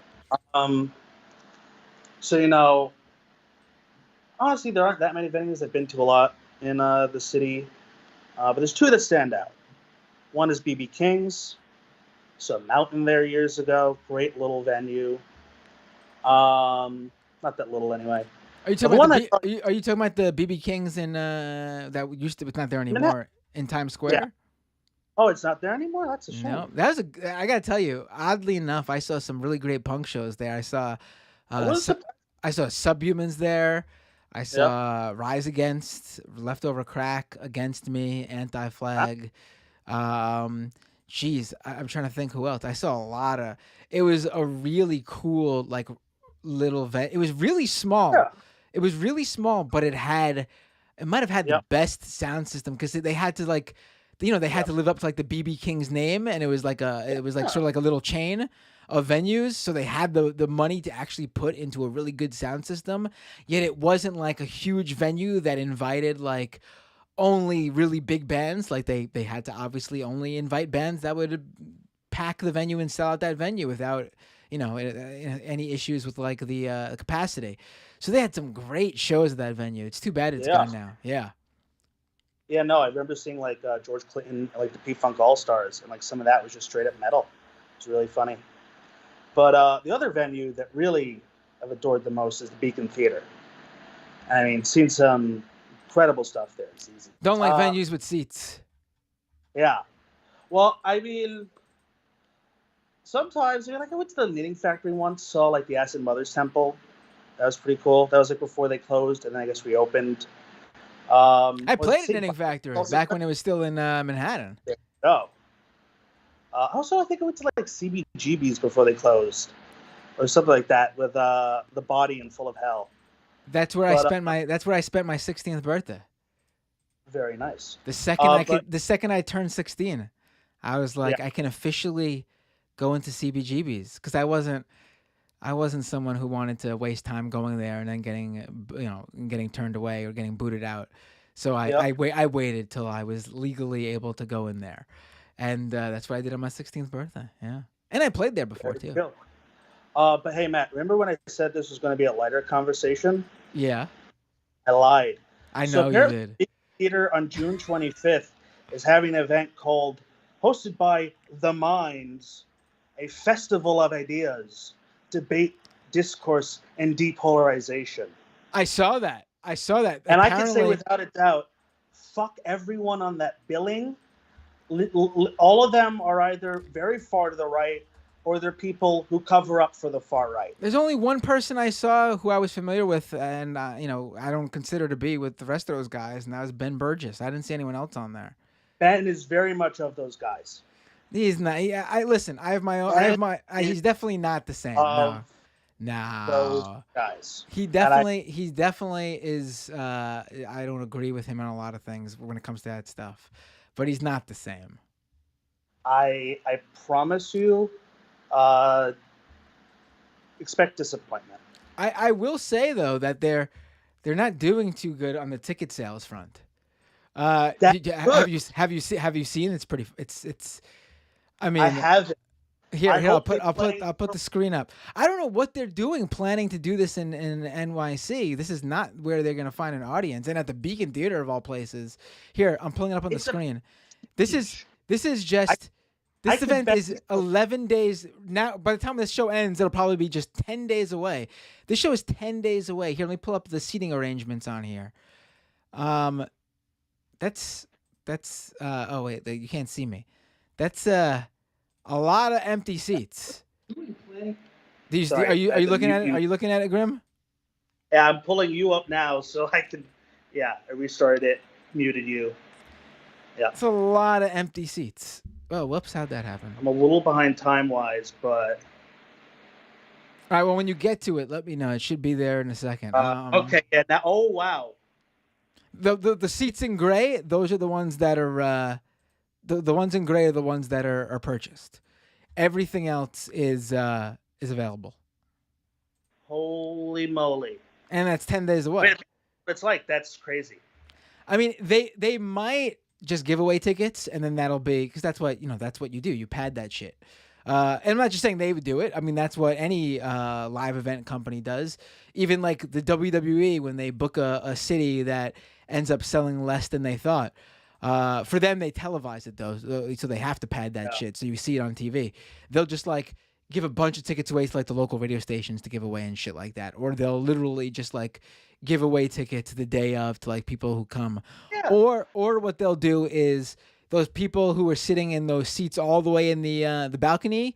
They're gonna bring them down to the lower level to make it and get all those seats that are in the back. If you're not sitting in the front row. And those seats don't get sold out, everyone who bought the cheap seats in the back are going to get automatically upgraded to the front row. Yeah. Yeah, I mean, my guess from the beginning is this smells like the kind of thing where they just bought out the theater. Like, they don't care how many people show up. It's just to, again, play this sort of, the right and the left, They can actually. For people who don't know, people should know who's going to be there too at the. I got some of the list here. We got Cornel West, Tulsi Gabbard, Tim Pool, Destiny, Coleman Hughes, Majid Nawaz, Blair White, James O'Keefe, Chrissy Mayer, Sith Dillon, fucking Zuby, Nick Gillespie, who's the homie from Reason Magazine. Libby Emons, I don't recognize. Bill Ottman, Ian Crossland, Margaret Kimberly, Ben Burgess, and Daryl Davis. Did I miss anybody? Or is, so there you go. Yeah, Ben Burgess and Daryl Davis. And I guess if you want to consider Destiny to not be of that, sure. There's your three right there. Just because someone doesn't like Nazis doesn't mean they also don't hold deeply far-right views. Yes. I'm just saying the three that don't belong. Fully. Agree to disagree. I think this is a self-selecting event. I think people who put their necks out. They did. I will say mines did follow me after my Tim Pool appearance. And I was wondering if they were going to invite me to this thing. They did not, though. I'm glad they didn't, because then I would have to make an exception. Say there's one person on the billing who has integrity. You listen. You know my feelings on this. I would have done it just to be that guy at the event. I would have been that guy at the event for sure. Because I have a strong feeling that the three that are on there, Ben Burgess, Daryl Davis, and Destiny, are not going to give much pushback to anything else they hear on there. Maybe a little bit, but not much. You're also forgetting Cornel West, who. Cornel West's going to try to do the thing where he just tries to, everybody get along type. But I love Cornel West. What I'm saying is, all you're doing is legitimating the farthest right people possible. Poole, O'Keefe, White, Zuby. These guys are not. I mean, some of these names I don't even recognize, but I'm sure I would be shocked and horrified to know what they actually believe. Again, Reason Magazine is not exactly the highest font of reason, considering that it's a libertarian rag. So, yeah, it's a real disappointment to me that theater is having to put up with that shit. But hey, if anyone's looking for a new car, don't buy Lexus, because apparently this is part of the Lexus event series as well. Oh, yeah, huh. So if anyone in the audience like somehow was in the income bracket to afford a Lexus, I don't know, I guess consider BMW instead. That's a joke, because of course the Bavarian Motor Works also used labor provided by enslaved Jews and other people during the Holocaust. Right. Yeah. No. All right, Grim. Thanks for the call. That was Always a fun. pleasure. Have a great night, my Indeed. friend. Have a good night, Matt. Take care. Bye. I just missed this most recent caller. Call back. I'll take your call. Anyone who wants to call in, really. Hey, what's your name? Where are you calling from? Oh, Hello? is this me? This is Oh. you. Hey, yep. What's your name? Where are you calling from? This is Megs from Utah, and I wanted to talk about libs of TikTok, I guess. Sure. Oh, I can't hear you. Oh, you can't hear me? I can hear you. Oh, now I can. Okay, great. Okay, so go ahead. Well, let's do it. What would you like to talk about? So I regarding guess TikTok? libs of TikTok has like targeted a lot of I feel like multiple Utah teachers, which I find interesting. I know one of the main teachers that they targeted through like mutual acquaintances, and I find it really gross that she's like crying about death threats when this teacher, she was receiving death threats. People knew where her school was. Like people were showing up at the school. She actually did get fired. People, because whoa. People showed up. Well, you just dropped a whole bunch on me. People showed up at the school? So I know that at least like journalists were like trying to show up at the school, which is not a big deal, Right. but like she was afraid that some of these people showed up at school. I'm not, like I said, I know her through like mutual acquaintances, so I'm not And she got 100% sure. Fired? Yes. Because of all this? So she, according to the school, she worked at a charter school, which is a big reason why she got fired, because she wasn't a part of the union. The other Utah teacher that they targeted, I do not believe got fired because she taught at a public school. So she, has the union. Before I forget, can you see if you can go through your mutual contacts and see if this person would like to reach out to me and talk to me? Yeah, I could actually talk to her as well, because I would know how. Yes, please. So I could ask her. I think that it's possible because that she's not speaking because of like ongoing litigation. So I'm not sure. Okay. Well, still reach out and see if they'd be interested. And it doesn't have to be for the purpose of her coming on this show if she doesn't want to do that. Mm-hmm. Even just for like, if I was to put together a written piece and just to get her story that way. I think that's insane that she got fired over. What was her improper? What did she do wrong? Well, so she was already I think she was already like on a yearly contract, and according to the school, they had already decided not to renew her in April, and I think the story launched at the beginning of May. She's the teacher who played Guess Who with her students or something, and the students themselves said things, and she was relaying what the students had said. So and the thing that people got really mad at was she said, "Oh, I'm queer, and so they're queer too." And what she meant was that the students who come to her classroom are queer because she's queer. It was like students coming to her classroom after school to play games. And the interpretation from all of the psycho parents is, "Oh my goodness, she used the gay laser on them and she queered them." So she worked at a charter school, and they implied that they had already like not renewed her contract, but after this happened, they put her on full suspension. She wanted to go back and teach, but they did not let her finish the year. That's, oh God, that's, it's ridiculous. This whole thing is ridiculous. It's getting to the point where it's just like, and what do you think the reason, you brought it up, what do you think the reasoning is for the going after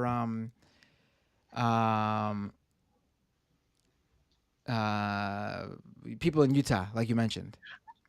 So I've noticed, so that they targeted a couple of Utah teachers. The second one that they targeted, like they didn't really even have anything to go off of. It's just like a teacher in Utah. But there is a group in Utah, like a political action committee, like like they have a monetary PAC, and they also are into like school board politics, that Libs of TikTok has actually retweeted. They've retweeted from their Instagram. So there's an Instagram group, Utah Parents United, and they also have a political action committee. They've endorsed, I think, about 20 school board candidates, basically. So they're like a legit political organization, right? But Libs of TikTok reposted one of their Instagram posts. Their big thing on Instagram is like finding like really sketchy books that have like inappropriate things and claiming they are in school libraries. The Salt Lake City School District actually replied to Libs of TikTok because Libs of TikTok added them. They were like, SLC Schools has this book in their library. And SLC School District replied the same day and was like, actually, this book isn't in our library. It's in the city library, but it's not in ours. When you look at books that have like, see, that's a mistake there too, though, in terms of like even replying to her and humoring her.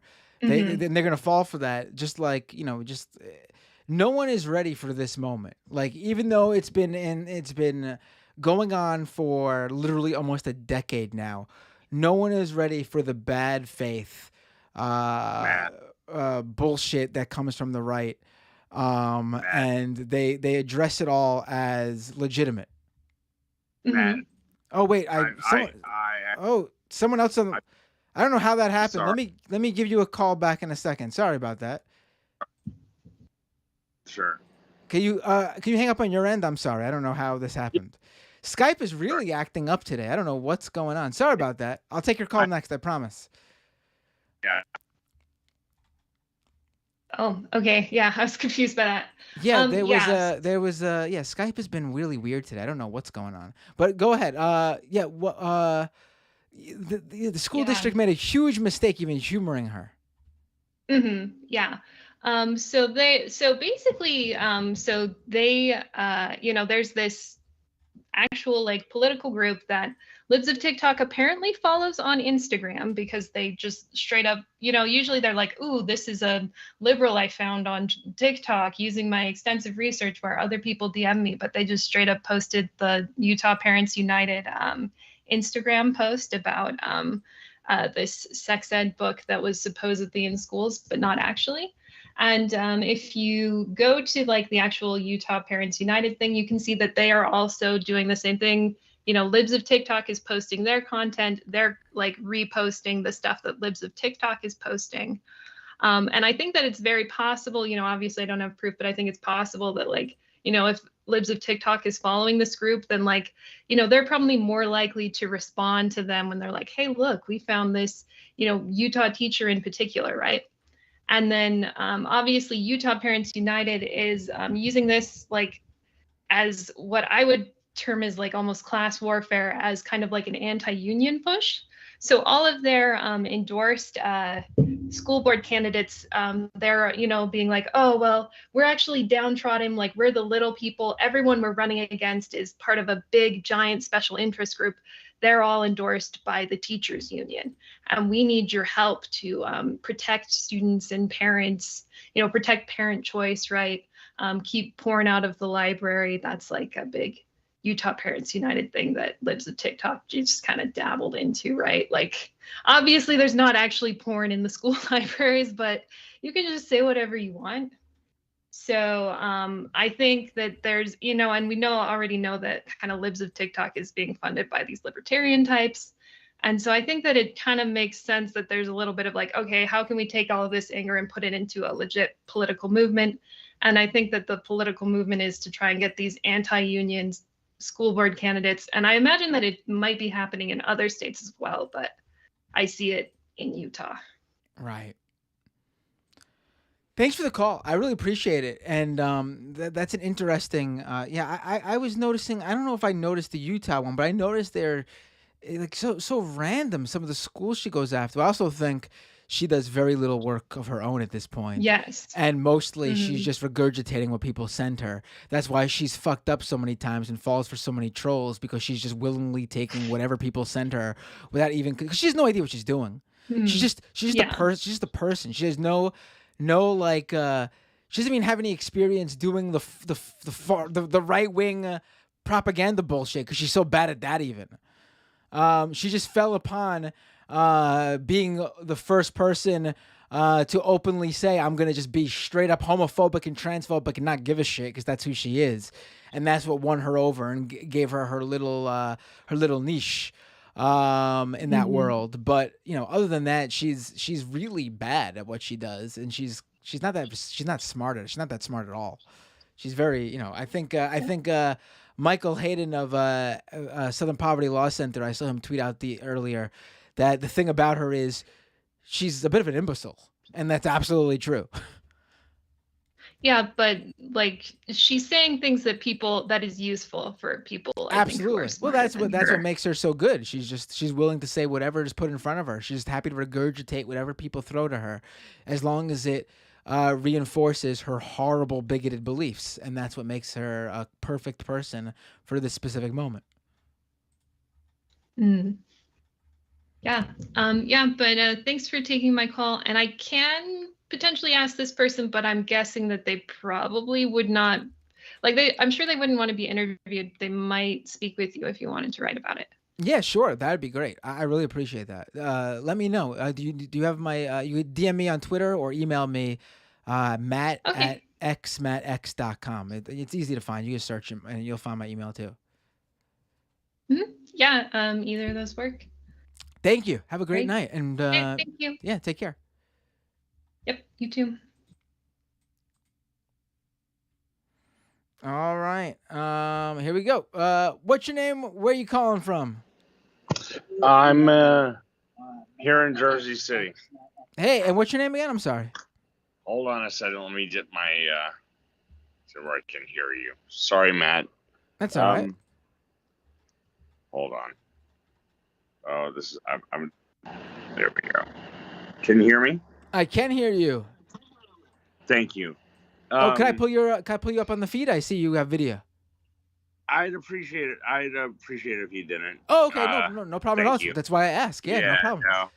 So, I'm a little scruffy tonight. Oh no, don't worry about it. So, what would you like to talk about? So, I'm an older Xer. I was born in '74. And my perspective on kind of where we are right now is a little different than what I've been hearing tonight. Oh, sure. I don't think that I think that we were all kind of very privileged to have about 15, maybe 20 years where we thought that everything would be getting better. And some of us kind of came of age in that. Some of us were children when that happened, but now not so much.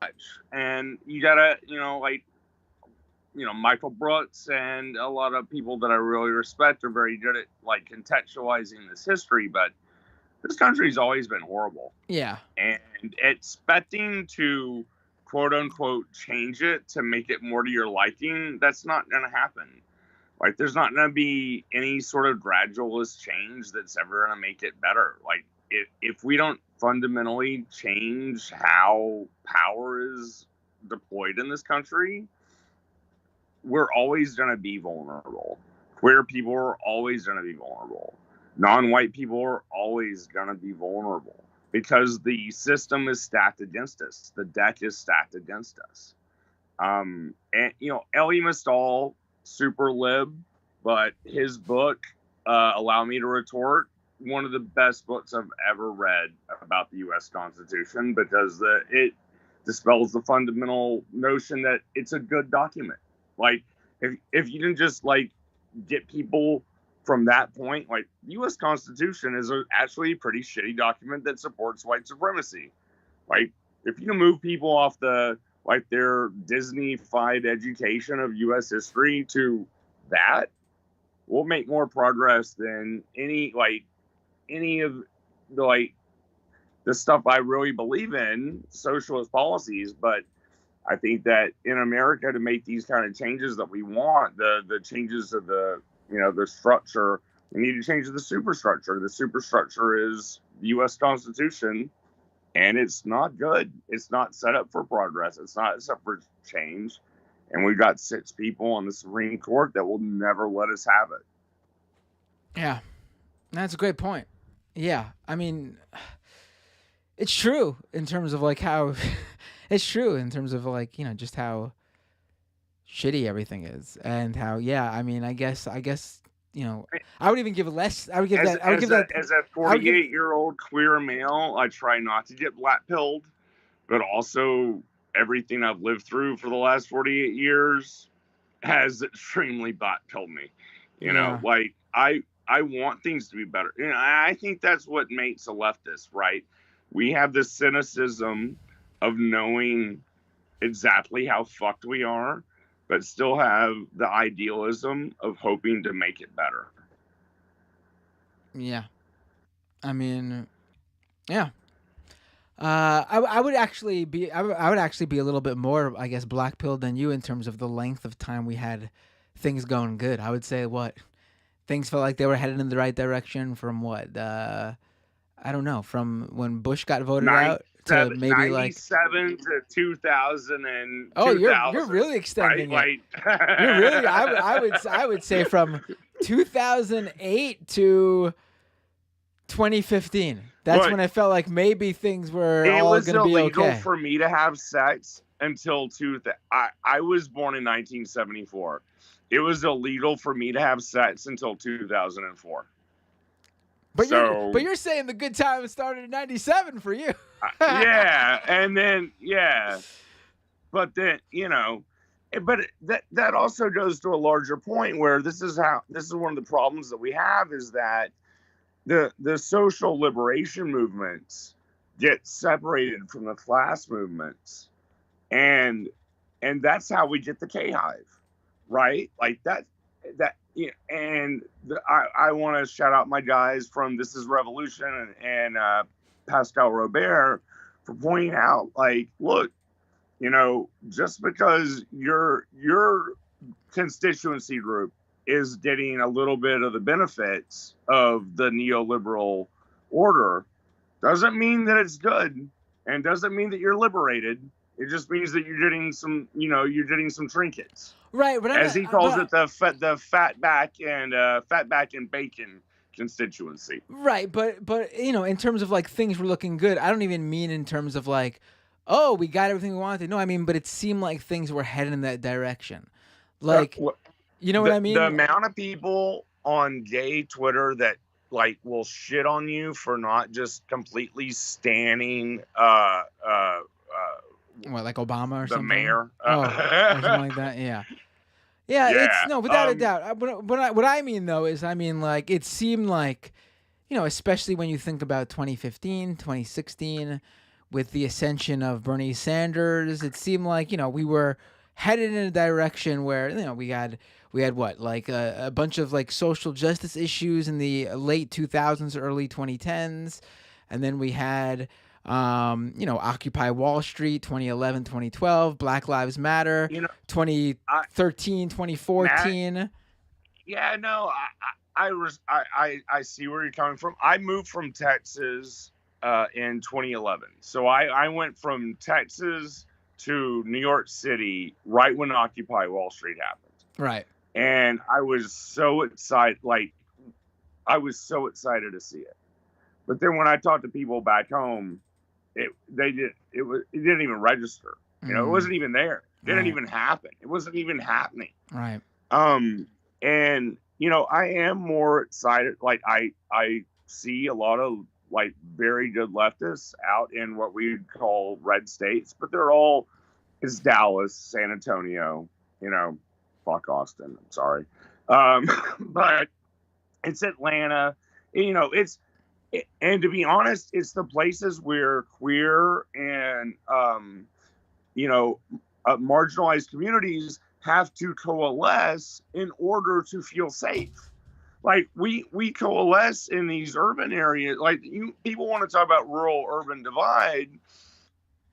If you're afraid of dating or just, you know, being open about your political beliefs, and you can't get hired for a job, or, you know, at the very least, or at the most, you're going to get physical, you know, harm done to you, killed, beat by being who you are.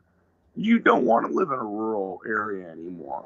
You want to move to an urban area. It's a safety area, you know, and that's a part of like queer and marginalized history people don't talk about. Right. Like I moved from North Texas to New York City. I mean, for a reason, you know. Part of it was I didn't ever want to have to drive again. The other part was I didn't ever want to have to worry about getting my ass beat in public again. Yeah. Yeah. I hear you, man. Like sometimes we're in. You know, that was the thing that I grew up with. You know, that's the thing that happened to me. Right. I've mentioned this on the show, and I guess it works in this aspect too. Like, you know, so we're sort of, even in this sort of world of just being so online and so political, that we sometimes don't realize that we're in a bubble, and don't realize that maybe what we're seeing, everybody else isn't. You know what? But, you know, Matt, some of us need to create our own bubbles. That's like true. Some of us are in bubbles because we need to be. Because that's our zone, like that's our safety. I mean, you saw what happened in Dallas. The Proud Boys invaded a fucking drag queen event in one of the most milquetoast gay bars in all of Dallas. And, you know, we almost had a Pizzagate, like Comet Pizza shooting there. Jeez. I mean, you've seen it, right? Like, there's a really good It Could Happen Here podcast about what happened down there, and it's scary as fuck. This summer is going to be very bad. Yeah. Yeah. Thanks for pride. Thanks. You know, it's pride. Right. I love you, Matt. It's my favorite podcast. You know, next to This Is Revolution and. You had to throw that in there. You had to add the addendum. Oh, I mean, you know, if you could get behind LA hardcore over New York hardcore, then we could talk. But. Thanks for the call. You know, you know, you make some great points, and I agree with you on pretty much all of it. I guess I just try to be a optimistic person. That's just who I am, I guess. I don't know. Thanks for the call. I love that. And I love that about you. And peace out to the chat. All right. Take care. Have a great night. Feel free to call in again, please. Bye. What time is it? We could do a call or two, or maybe even three, depending. Let's see.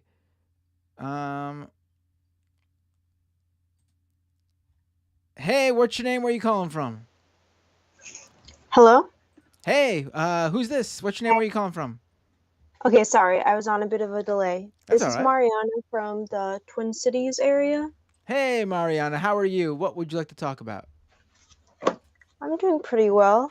I was just going to make, I guess, a quick note relating to the discussion of why I think reactionaries and actually people in general are so hostile to trans and gay people, so the LGBT community at large. Yeah, sure. I feel like, especially when I was growing up in middle and high school, I'm in my early mid-20s, so like a decade ago, I guess, there's a lot of discussion of like, we should legalize or we should accept blah, blah, blah, because it doesn't affect you, to, you know, cishet people. And I think actually that sounds correct, but I disagree because the very existence of gay and trans people for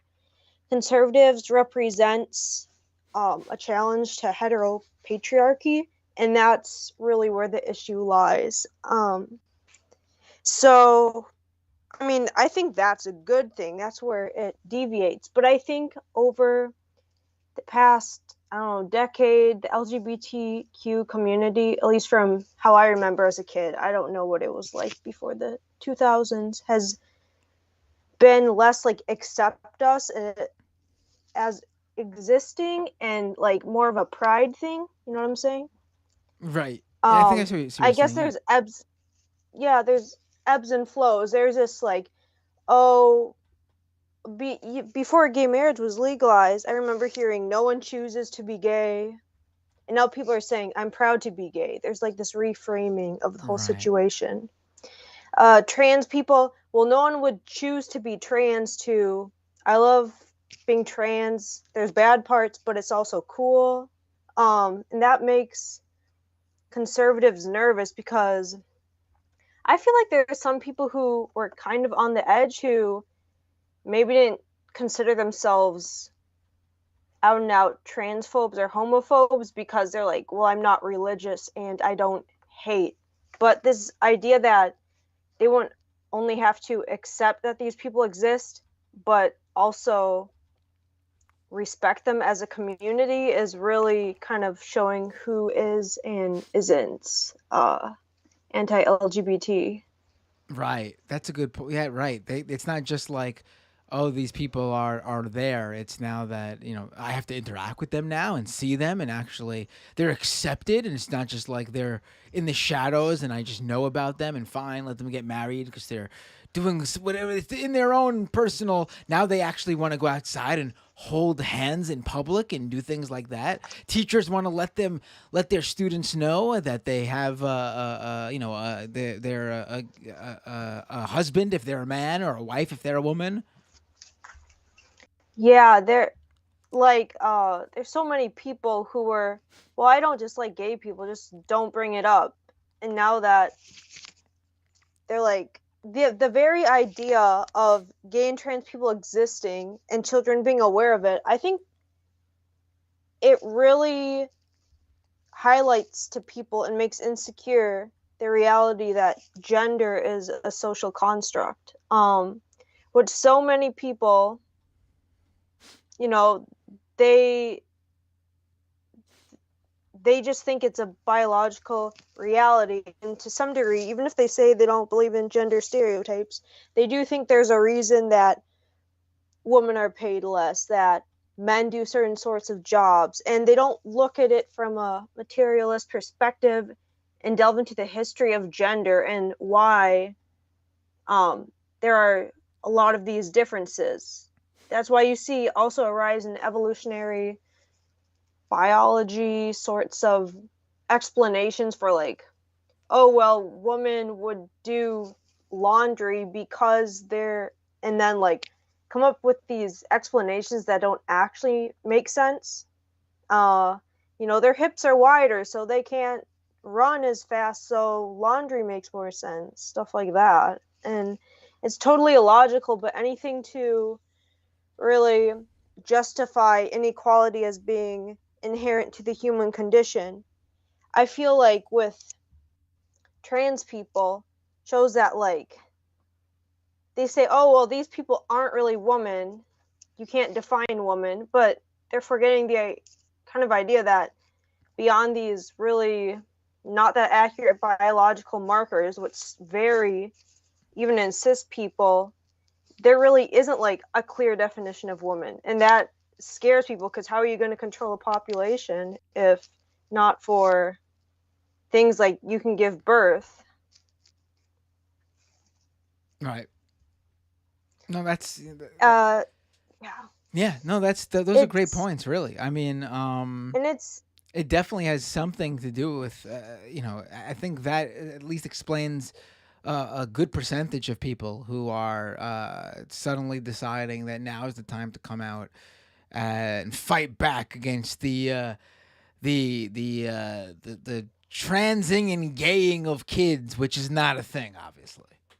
Yeah, you also see it in the selective acceptance of which gay and trans people will be folded into the movement. Like anyone who is visually conforming to the idea of what men and women could be sometimes are accepted, or like for example, I'm not trying to rag on how people look, but like Blair White, she's a feminine trans woman, and it's like, well, a lot of people don't accept her, but some people can because, oh, well, you're a woman because you look very feminine, you wear a lot of pink, you got like various surgeries to look as a woman, so not everyone may agree, but there's a lot of transphobic people who think, well, as long as they don't look trans, it's fine. You see on the right all the time how if it's a trans person who particularly, they just happen to look more so like, the gender they identify as than the gender their biological, sex. You see them all the time confused as to how they're trans, and they totally like out themselves as not being able to tell without realizing. Like, they'll see a trans woman and they'll hear that they're trans, and they'll be like, "Oh, she's never gonna look like a man. Why is she trying?" And it's like, no, you actually just didn't realize that she's a trans woman. Yeah. And the insane thing, and this is kind of where a lot of I don't think TERFs in the U.S. are that. I mean, they're a problem, but they're not. Most transphobes are not TERFs. They're just transphobes. But you'll see it with those people too. I like how you did have to. I like how you did have to specify in the U.S. because we got Turf Island over there in the U.K. Yeah, well, there's that, and it's like they'll look at cis woman and be like, "Oh, nice try, you're a man," and it's like, what makes you think that? Oh, because they don't conform to these narrow beauty standards. It'll be like a wide jaw. I'm sorry, but that's plenty of people. Like, that's just how humans look. It really varies. And sorry, I'm kind of all over the place. I had some notes, but I started rambling. Another reason I was talking about how they're so threatened by trans and gay people is related to reproduction, is how when you don't hear that much about trans men, you usually hear about the threat of trans women threatening girls, and it's kind of using this idea that they want to protect women, even though obviously they don't. I don't think I need to tell this audience why that's not true. Oh yeah, of course. But also, the freak out over trans men is always about young trans men, like teens, and oh my god, they're ruining their bodies, they won't be fertile, they can't have kids. And it's like, it's still coming back to this idea of like, you're permanently ruining your body if you can't fulfill the woman's role of bearing children and raising children. And it's something that's so weird because like, you do not talk about men in that same way. Like, there's less of a concern, or cis men, there's less of a concern of they won't be able to have biological children with someone else. That's only something that's put onto people who are able to carry in their womb and give birth. So, no, I guess I you're, don't have. You're on fire. I think you're hitting it all. I think that's absolutely. Yeah. I don't really have a clear statement, but I was just going to end with, some years ago when I was in college, I took classes on gender studies because that's what you do, especially at the college I was at. That was a big thing. And I kind of went through a big crisis with my gender identity because I was like, I am not a feminine woman. I've never been seen as that. I don't really like stuff that most girls in my age group liked, and I was like, am I trans? Am I non-binary and stuff? And it did actually bring out a lot of anxiety in me. And I think that is what some people who react so negatively and hatefully feel, but they suppress it. And rather than seeing this as something that, like, well, maybe this is sort of distressing because the idea of gender is confining and we should challenge the gender binary, they take out their own anxieties on people who are just living happily as themselves, and you're the problem for feeling this way. You're the problem. I have to confront these truths and like actually dig into myself and question who I am and who I want to be and who I was told to be.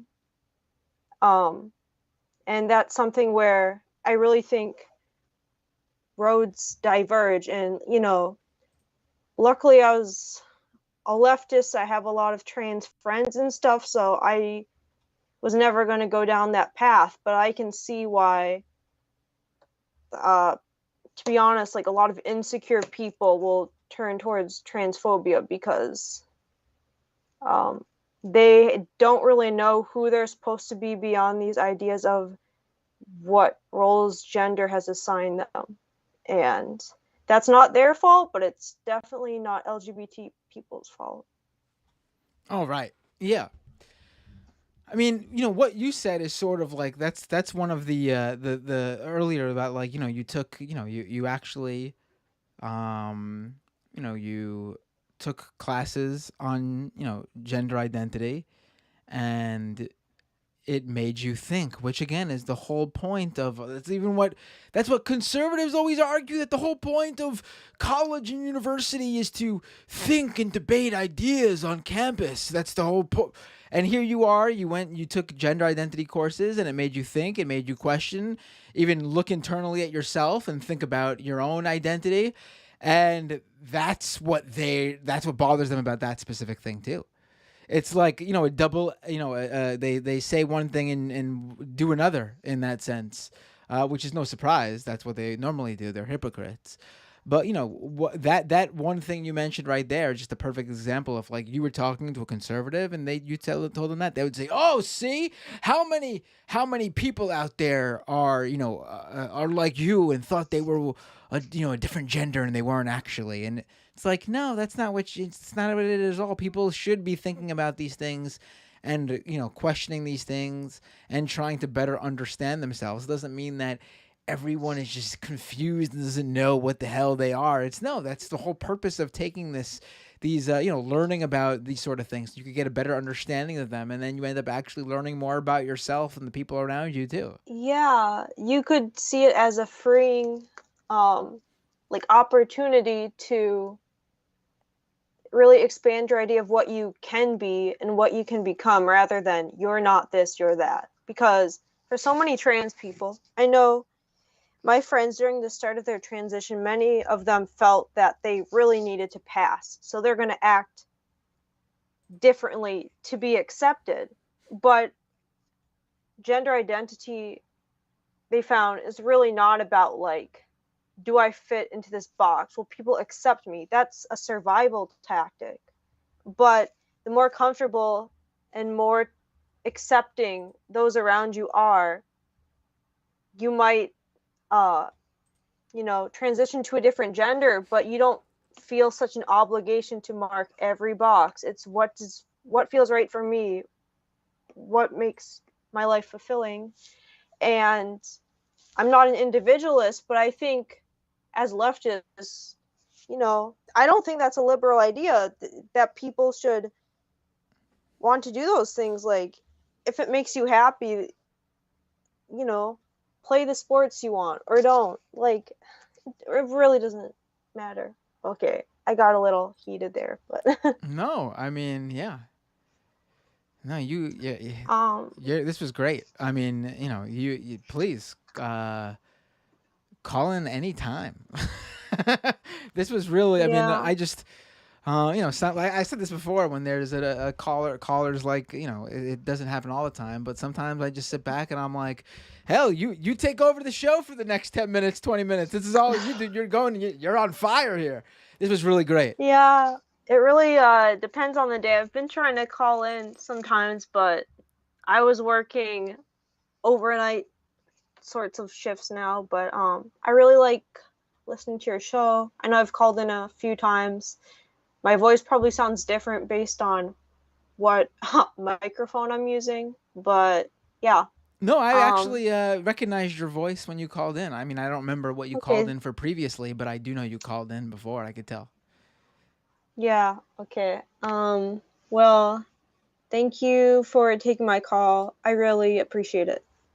No, thank you for calling in. It was, fantastic. Again, feel free to call in anytime and have a great night. Hey, bye. Bye.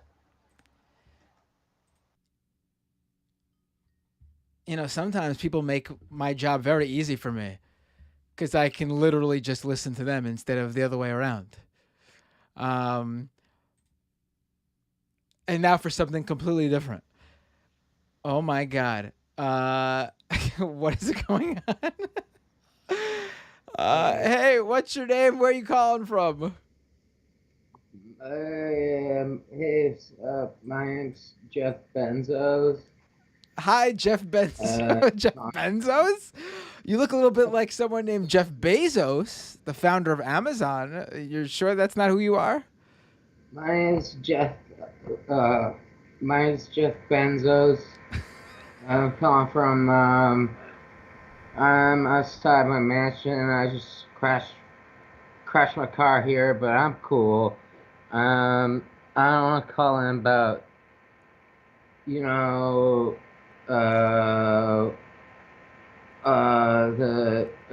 they've been, these guys, these not chill guys they're just working on, they try to get, Hold on. Are you nervous, Jeff Benzos? It seems like this is your first time calling into a show. You seem very nervous. I'm sorry, I'm a little bit, the medicine, the benzos I taken are making, I'm a little slurring, I'm slurring my speech, it's not because I'm drunk, it's wait, I wanted to first, before I get into this, I'm going to sing my Jeff Benzos theme song. You have a theme song. Go ahead. Yeah. Zanny, help the pain, yeah. Please, Zanny, make it go away. I don't really care if you cry. On the reef should never lied. You sideways, she looked me in the eyes. She said, I'm not afraid to die. All my friends are dead. Push me to the edge. All my friends are dead. Yes, so I want to call in about, like, these not cool, oh my God. not chill guys at the, what's his name, Christmas Smalls? You're talking about the leader of the Amazon Union. You're upset about him, but why would you care, Jeff Bezos? Jeff Bezos, I own Amazon. Oh, so Jeff Bezos, you mean? Jeff Bezos, I own Amazon.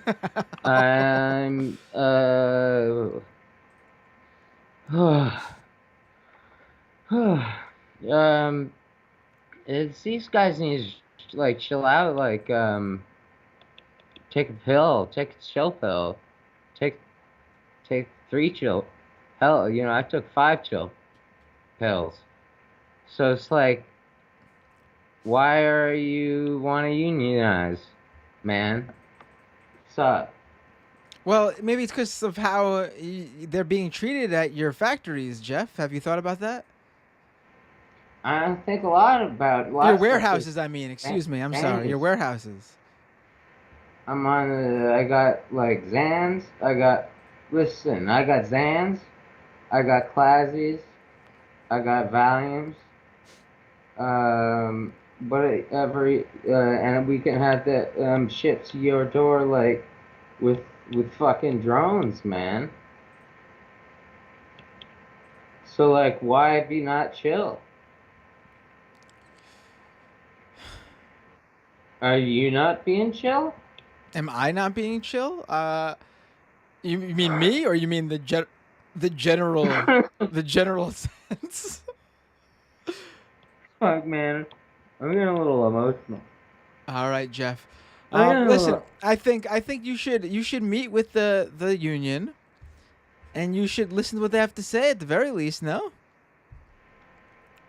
I've been trying to listen, but they don't like to hang. They don't hang, brother.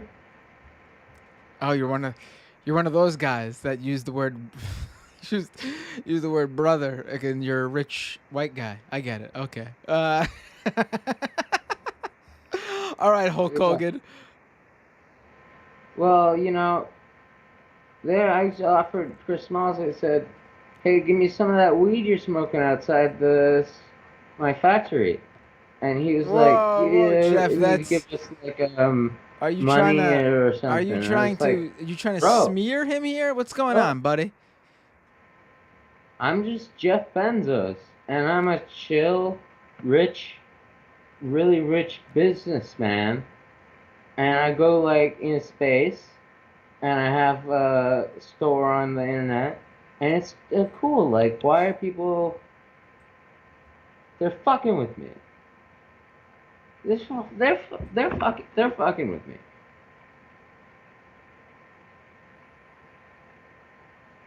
All right. Are you trying to fuck? No, Jeff. I'm not. Okay, I gotta go hang up now because the police came because I crashed my Oh, Porsche right. You into... crashed. Okay. Yeah. All right, But Jeff. Take tried care. to hit the Thanks for ground calling and, in. like... Have a great night, my friend. Recognize the union, buddy. Recognize the union. Have a great night. Okay, I'm off to take more pills. Goodbye. Bye. Oh boy. Oh boy. All right, we'll do one more. We'll do one more call. Let's see here. Wait, what's this? All right, let's take and Skype just hung up on everyone who was on the line. Shit. What's going on here with Skype? Come on. Who do we got here? All right, let's do this. Let me just pick. Oh, this one worked. Okay. Hey, what's your name? Where are you calling from? Hey, Matt. It's Chrissy from the UK. Hey, how are you? And what would you like to talk about? Well, you know, there's a couple of choices. So I noticed you're talking about the LGBT and the far right or the right wing, and they're all ganging up. Right. There was a or specific we can event. talk about, there was I don't know, crime and how to solve it. Or you can go for something that you fancy talking about. No, but I mean, you called in. Tell me what you wanted to bring up. Okay, so I don't know if you remember talking to me a little while ago, but your voice sounds very familiar. So I talked to you a bit about fusion. Oh, okay, right. Let's talk about something else. Not because I didn't find it interesting, but because I know it's just not. I can't. There's nothing I can. It won't be much of a back and forth this time again. Yeah, well, that's why I thought I'd call up with a couple of options and give you the leeway. So the transgender thing with the right wing and how different sides of the spectrum look at it. I mean, I'm quite blessed in a way. I am transgender. Although you probably come from my voice, I don't represent well in the vocal sort of range. But I know a lot of left-wing people and I know a lot of right-wing people. And it's quite strange because they both have very different attitudes towards me. Right. So you'll have like the left-wing people like picking fights with other people on my behalf. Sure. Which it's not. It's kind of incorrigible, really. It's not a pleasant experience because, you know, I'm a big girl. I can handle my own arguments. Yes. But you get a lot of people will be like, oh, well, this person said this thing. And I'm like, so? If they've got an issue, they'll bring it to me. Because people generally do. And living in, as most people like to call it, Turf Island. You're talking more like specifically like personal sort of things, like people directly talking about you, like, right, like or is that not the case? I'm just trying to follow. Oh yeah, totally. Okay. Like I can walk down the street and, you know, sometimes the kids will be, I suppose one would describe it as mean, but they're kids. Sure. Like I care what like a 14-year-old thinks. Right. You know, I mean, if I was 14, I still wouldn't care. But maybe that's just my background. And, you know, I've never really been bothered about what other people think of me because, you know, that's not where validation comes from. Right. But I think that might be an upbringing thing or something. Right. I totally see what you're saying. And it's totally a real thing. Absolutely. That happens. And I've seen it too myself, even just in like a general sense, not even just like a personal thing where, like, you know, you're just talking about your own experience. I mean, I've seen, you know, for example, like, you know, it usually is more like liberals than like leftists I see do this. Like, you know, more generic, like here there'd be like, you know, the people cheering on happily for Joe Biden and the Democrats instead of just like, you know, disgruntlingly having to vote for the lesser of two evils. You know, the people who, like, you know, you saw it during I've seen it in the sense of like when it comes to like racial justice issues, like treating like black people as if like they're like some sort of like superhero or magical being instead of just wanting to be treated like a human being like everybody else. And it's like, what are you for sure. What are you doing? Like that's not the purpose of this. The point is that that's not what they want. They don't want to be seen as that either. They just want to be, you know, seen as human beings like everybody else. You don't need to like act like people need to be treating them like they're superheroes or something, or that you need to put them on a pedestal. And that goes for like, you know, the LGBT community, that the liberals like to do that too. Absolutely. I've totally seen what you're talking about. Yeah, like it's really strange because it, you know, like as a transgender person, that for me it's very much about, you know, all I really want is to just get on with my life, slot into the role and just live it, and not really like have to think about it much further than that. And you know, I can go down to the local bar or pub and somebody will come up to me and go, oh, I tell you, you know, I really respect you for what you've done. And it's like, what? I just lived I'm just trying to get on with it. Yeah. They're like, no, you must be so brave. And it's like, no, bravery is like trying to land a helicopter under gunfire on a moving boat. I totally see what you're saying. Like I don't know. I mean, that to me, that's just like cringy and even in a general sense, just go up to somebody and say something like that. That's bizarre. Absolutely.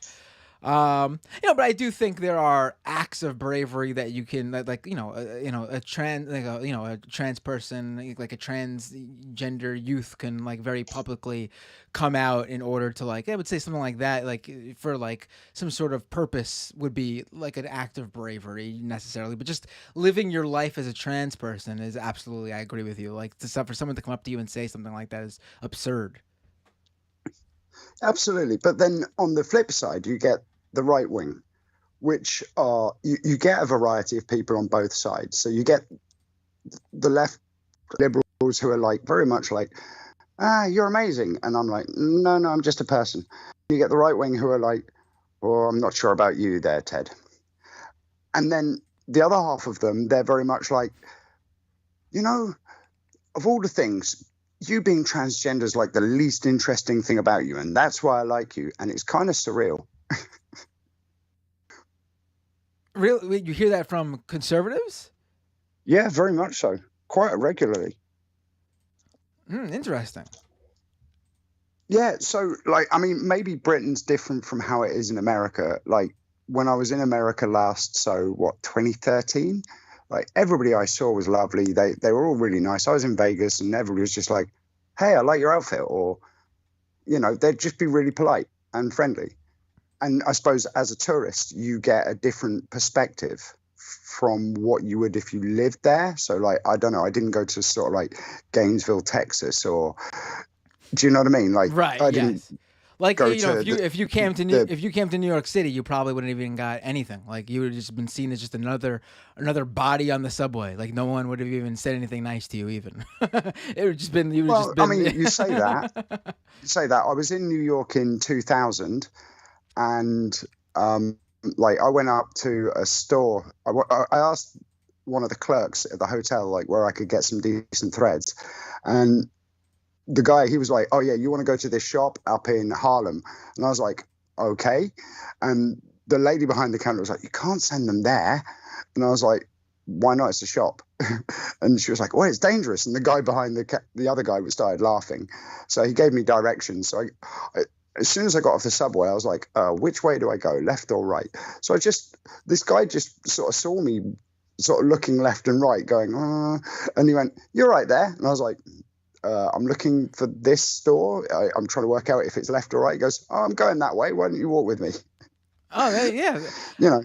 Yeah, I mean, people are definitely racist everywhere, without a doubt. And also, though, I mean, I don't know how it was in 2000, but also it's even more ridiculous now if someone would say that to you because gentrification and everything, like literally, there's not a dangerous place in Manhattan at all left. Like even like in the stereotypical or like you can't even be prejudiced in that way because you just be factually wrong in the most like obvious way. Like there's nothing. It's just it's all done here. There's nothing left like that. But there's yeah, nowhere dangerous in Manhattan at all. No. Really? Because, like, I mean, I've been all over the world to all sorts of places, and there's always one place and it might be like 3 o'clock in the morning down a dark alleyway on that street. Maybe there's still some neighborhoods that would like stereotypically be considered bad in like Brooklyn and the Bronx still, but in Manhattan, I mean, when you get people who are paying like $3,000-$4,000 for a studio, you're no longer Oh, fair enough. Yeah. Maybe it's because my geography of New York isn't as good as it should be. So getting confused between, say, Harlem, Bronx, Queens, and that lot compared to Manhattan and not recognizing the difference. Right. That's obviously a foreigner's The big thing in Manhattan itself right now, like the island of Manhattan right now, that the rich people there all living there focus on because it's all about the homeless people right now. And getting attacked on the street at random by a homeless person.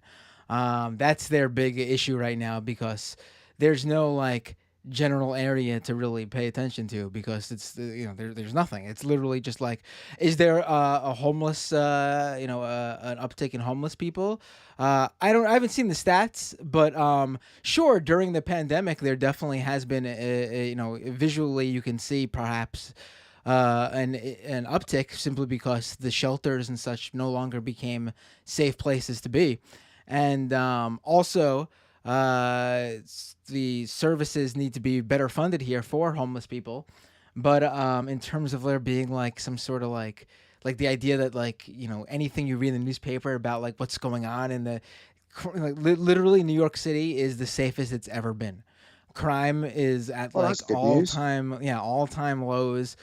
Maybe like a specific type of crime you'll see like in the news like a 15% uptick, and that 15% in like raw numbers is like there were 2 extra robberies this year compared to last because they were so low to begin with.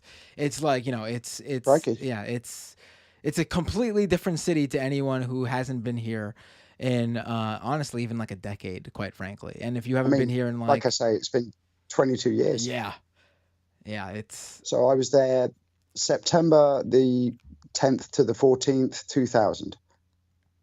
Yeah, that's before even 9/11. So, Yeah.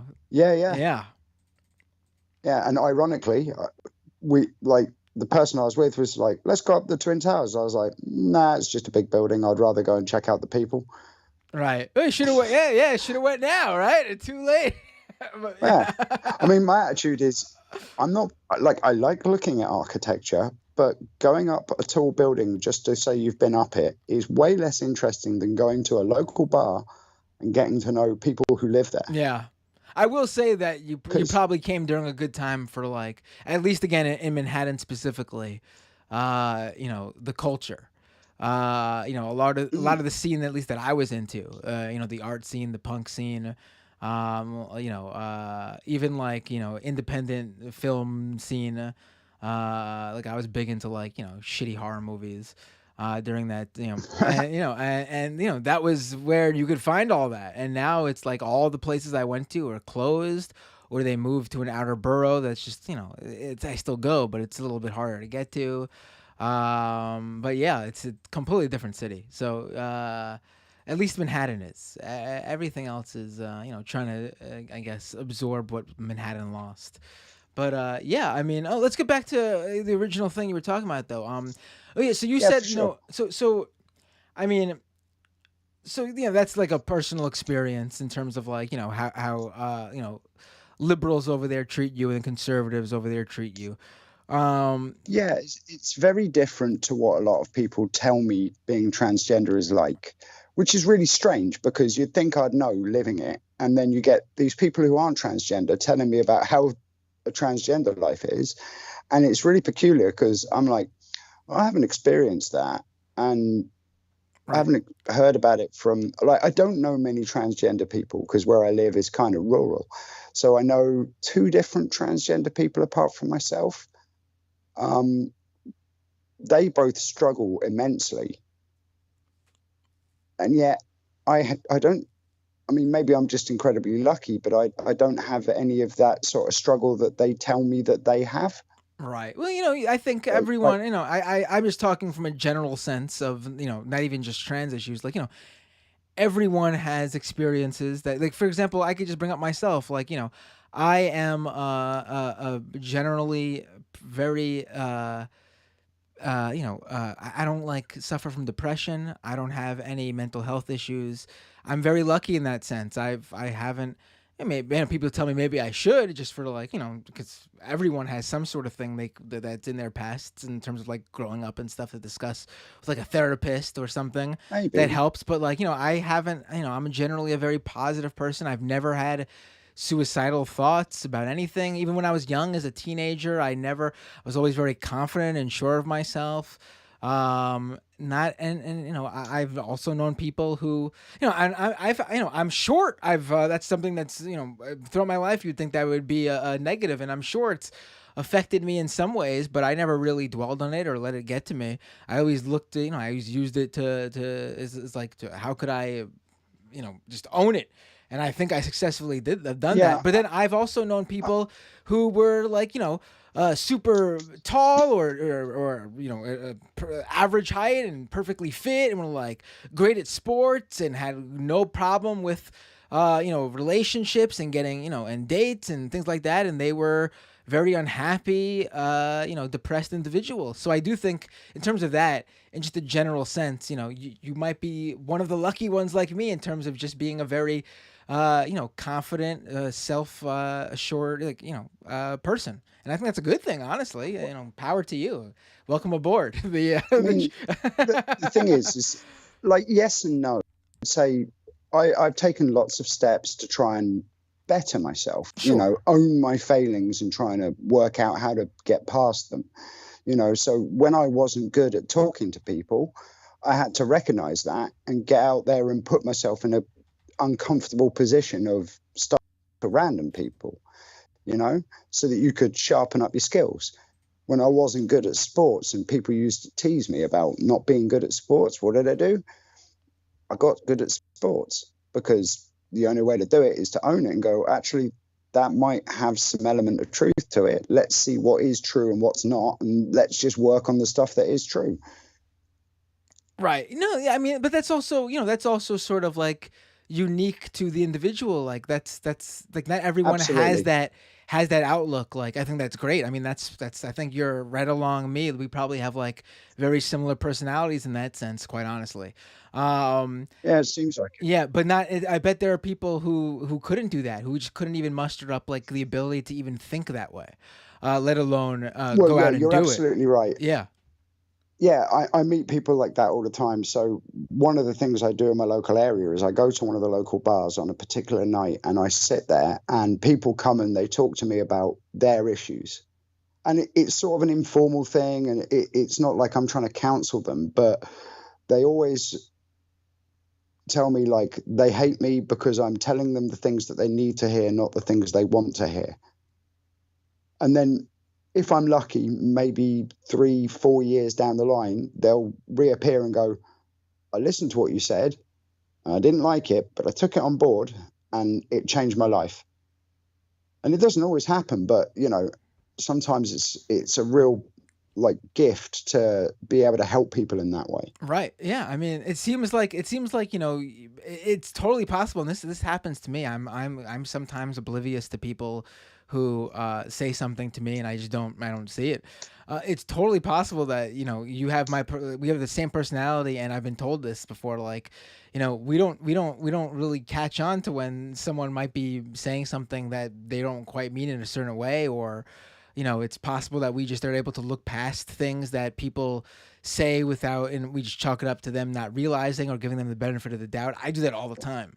It's that level of separation, though, isn't it? You know, if you're not in the situation, you have that 1 degree of separation or 2 degrees where you're able to go, have you thought about looking at it this way? Yeah, I guess. Yeah, that's sure.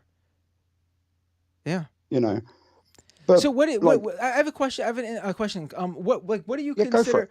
Like, what do you consider? Like, where do you, like, again? I know the UK is probably very different from here, and, you know, you might. I mean, I know you got, you know, far right white supremacists over there, but I don't think it's the equivalent to what we've got going on. We don't really have white supremacists. I mean, we have a few white supremacists. So we have a group called the British National Party or something along those lines. They keep rebranding, but they're seen as a joke. Right. Because over here, although we don't really talk about it, there's a thing where in the back of our heads is, yeah, Nazis, though, they're always going to be the worst. So, you know, let's just make sure we don't go back to that. And anybody who gets seen to even tacitly support Nazism in a form gets ridiculed. Sure. I mean, there are. I mean, he's sort of lost power. He doesn't seem to be as big of a deal as he used to be, like the Tommy Robinsons of the UK. But I mean, I've not met the fellow. I mean, I'd be hesitant to speak ill or praise because, honestly, my policy on talking about people like that is unless you meet them, you don't actually know for sure, because there's a lot of information in the press of people like him. You know, like. If you go by that, though, honestly, you can't go by that, though. You can't meet all these people. Like, you know, you didn't need to meet.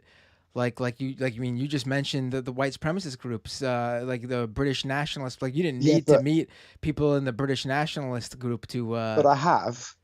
But you didn't need to know that they were bad or white supremacists or sometimes Nazis. You do. Sometimes you do. Like, so for example, I've met Cole Benjamin. You know, Sargon of Akkad. Sure. Not a far right, not a Nazi, and actually quite a nice geezer. I mean, you could be nice. You could be a nice person, though, and still be a terrible person based on your views. Like, he can treat you nice and cordial and hang out with you and maybe buy you a beer or something, but that doesn't mean he also still doesn't have abhorrent views. And I mean, these are views that he's. Yeah, but everybody has views you're going to disagree with. Some of them more so than others. But we're not talking about. One of the things I think is. But we're not just talking about views we disagree with. We're talking about specifically abhorrent views. Now, listen, Sargon of Akkad is a name I haven't heard in a little bit. In fact, I actually he was brought up on that Sitch and Adams show. But you know, this is a. Oh, was he? Oh no, he wasn't on there. They brought him up because apparently they were friends with him, and when me and Lance were talking with them, apparently Lance from the Surfs wanted to do a debate with Carl Benjamin, Sargon of Akkad, and apparently, if I recall, Sargon of Akkad's been ducking him or something. Which, whatever, I don't really know the what's going on there, but I mean, he's not like he's on the record like saying pretty abhorrent things. It's not just like different views. I mean, he said some questionable things in terms of so he made a comment about Jess Phillips, which was the way the British do humor. It was a joke. Now, without saying it specifically, because it's kind of bad taste. It's very bad taste. But the British have some very, very dark humor. What I would say though is from what I know of him, he's actually pretty reasonable. I wouldn't describe him as particularly extreme in any sort of way, but that's only from what I know of him, right? Whereas I've met some people who are very extreme, and some of them I even call friends, because although I disagree with them vehemently about certain viewpoints, so I'm mixed race and some of my friends are racist, and they're like, yeah, but I'm not sure that you are. And I'm like, you've met my mum, she's Indian, and they'll go like, yeah. And you can see the dichotomy in their heads of like, but I don't like your people, but I quite like you, and I don't know how to process it. And it's kind of funny, actually. Yeah, but I mean, that's not really like, we it's the equivalent to like if you were like, to basically just pick out an individual, like, we're talking about Nazis here, so let's go with it. If they were Jews who worked with Hitler, I mean, it doesn't mean that Hitler liked them, or particularly he's looked past the fact he's looked past the fact they were Jewish to get what he wanted. It's not like they were, he just viewed them as if you're willing to sell out your own people, then that's fine with me. Absolutely, yeah. So I don't think you could really look at things that way. I mean, again, sure, even the most abhorrent people can be nice to you and be generally pleasant to you, the individual. Like, listen, I'm sure if you, I'm sure not you specifically, but I'm sure if someone in the the 30s and 40s went out and had a beer with Hitler, I'm sure he would have had a great time with them. You know what I mean? Like, that doesn't mean he's a good person. And again, I'm not drawing direct lines, I'm using comparisons here, but I think that's just a not really a good way to look at things. Like, I went on Tim Pool's show and he was nice to me, but I wouldn't go around saying that, he's a nice person based on the views he espouses. I could go on and say he was very cordial and nice to me, and I went to say how I respected that he had me on. But that's not the same as saying like this person. I can't define this person's politics based on them saying to my face that they would be fine with people dying of pregnancies gone wrong just to limit their ability to get an abortion. I mean, that's an abhorrent viewpoint in my opinion. I think we have to delineate the fact that people can be nice to you or good to you, the person, but not good people all around. And these aren't just disagreements really either. I mean, you and me probably disagree right now. We're disagreeing right now, but based on what I know of you, specifically from what we've been talking, seem like a good person. I mean, you have your views. I have my views. And we are differentiating on them. If you were to come out and say to me though that you don't believe that a certain type of person has rights, or then that opinion of you to me would change, and I think you would be a bad person, and regardless of how cordial and nice our discussion has been. Yeah, for sure. I mean, I'm a big believer in that people can change, and I think that if you're not prepared to engage with those people because you've developed the viewpoint where they're just an abhorrent person because of their belief in this area, you can never influence them to actually become a better person, though. Oh, absolutely. I think you can. And I mean, that's why I interact with people on the right all the time, for sure. I mean, this show has basically, in the past couple of weeks, turned into people of differentiating views calling in because they found me on another show. That's what it's all about. Yeah, for sure. That's why I do those shows. But there's a huge difference between a you know. Let me put it in this way using American politics. If a Trump voter was to call into this show, someone who's just an ordinary fellow, working class, maybe they make as little as 30, 40K, maybe they make as much as 90, 100K, just average, if they, average like middle class to low upper to middle. Yeah. And they're they don't work in politics. They work hard, 9-to-5 jobs, sometimes 12-hour shifts. They're, they got like a family. A trucker. Yeah. They call into this show. They say they're a Trump supporter. I'm going to, without a doubt, do what I can to get on a level where we can come to some sort of viewing each. Like, I want him to understand, like, we're in the same boat here. Like, just because, and I want to try to explain to him what my views are and how maybe the people that he watches have led him astray, and that you're a worker. Why I'm a worker. We should be able to agree on certain viewpoints that benefit us as the working class. Like we should be, because I don't think off the bat that this person is bad just for having a different viewpoint or voting for Trump. However, if this person is someone who works in politics, maybe is a Daily Wire writer, works for Ben Shapiro, or maybe even is a right-wing pundit themselves. I mean, that's a little bit different. They're not someone who I'm gonna come in as, I think they're coming from a good place. Maybe they're just from at this point, if you're out there, you have to give people the benefit of the doubt. Sure. Until they prove otherwise. I mean, of course, that's why I would do that for that, that Trump voter who's just an everyday, average citizen. But I would not do that for someone who is every day on air to hundreds of thousands of people, espousing horrible ideologies that demean and belittle people who are different from them. They are quite by definitively letting you know exactly who they are. Like, that's the difference. Like, I've had right wingers call into this show, and I'm happy to engage and discuss and try to get on the level. But if I'm going on a show with where this person makes a living espousing this stuff, then we know who they are. Like they've told us. Yeah. So if you're going on like Matt Walsh's show or whatever, like we know who Matt Walsh is, right? Yes. And if you work for Matt Walsh, I'm pretty sure we know who you are too. You don't need to be Matt Walsh either. Like if you're able to sit there and be happy to work for Matt Walsh and help him disseminate these horrible viewpoints, then I mean, we also know who you are. You're not the same again as like, the guy, the trucker who just voted for Trump because he believed that Trump actually had his back. Okay, so can I ask you a question then? Sure.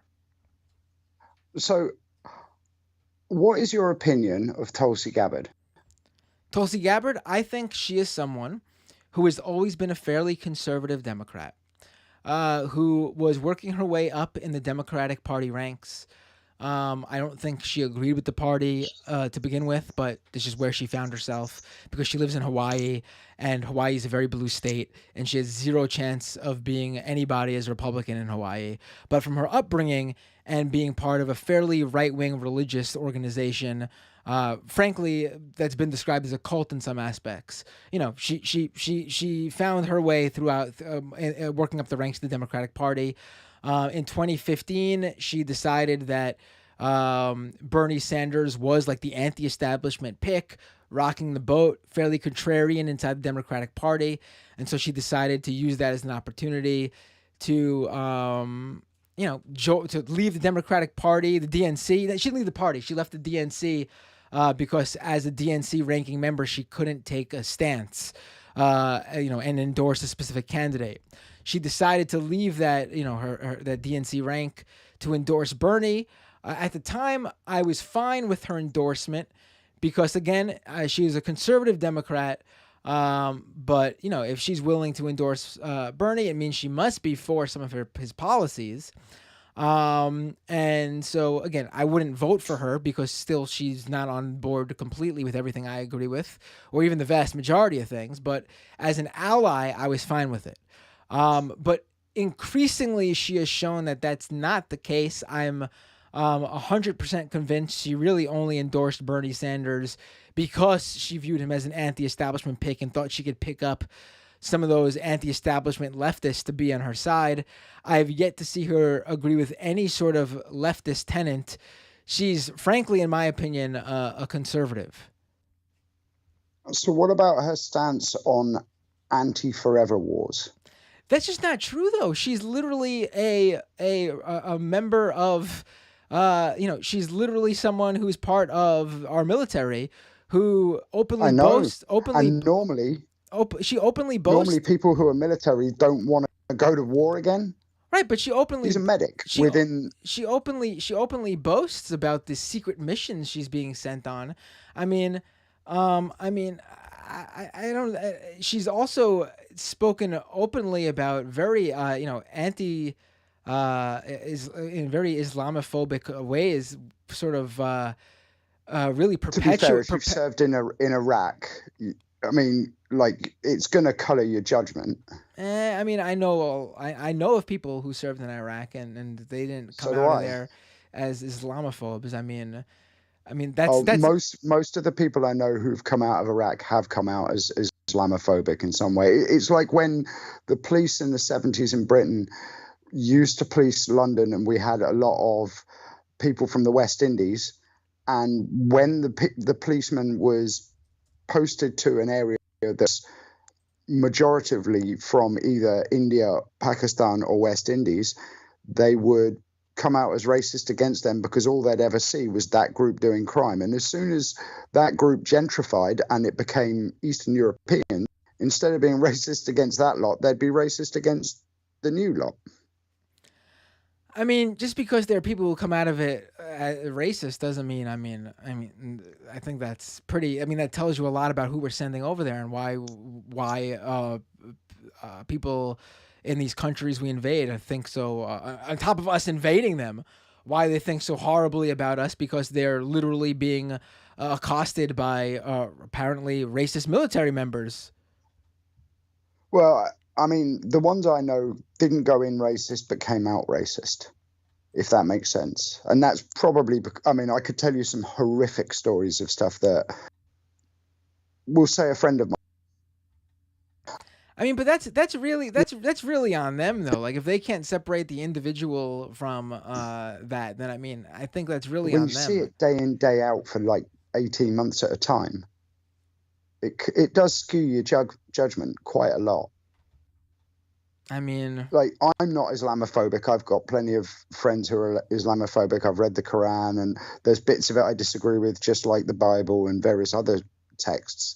But I can understand where they're coming from. I don't entirely agree with it, but I can understand where they're coming from, because it's like when you're suffering from the horrors of what's going on, it makes sense. But no, I was just curious about your Tulsi Gabbard point, because from an outsider's perspective, what we got shown of her was very different from what you guys will have been shown of her. Right.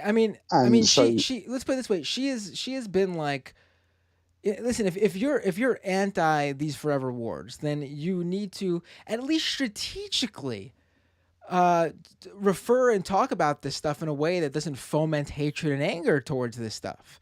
So if you're out there, so if you're out there fomenting this stuff, for example, she would literally go out of her way to call, these people over there that in like Iraq and Afghanistan, like Islamic terrorists, which, by all reasonable judgment, if you refer to them in that way, you're fomenting this sort of anger and hatred towards a specific group of people, which doesn't help in sort of any sensible way to end these forever wars and to get people to view each other differently. Because again, Islamic terrorists, people who are Islamic are not terrorists. You could have specific terrorist organizations. But she foments this stuff in many aspects. She met with Assad, who had used chemical weapons against his people. She met with, I believe, Are we talking about the Duma chemical weapons attack? The chemical weapons attack in Syria. Yes.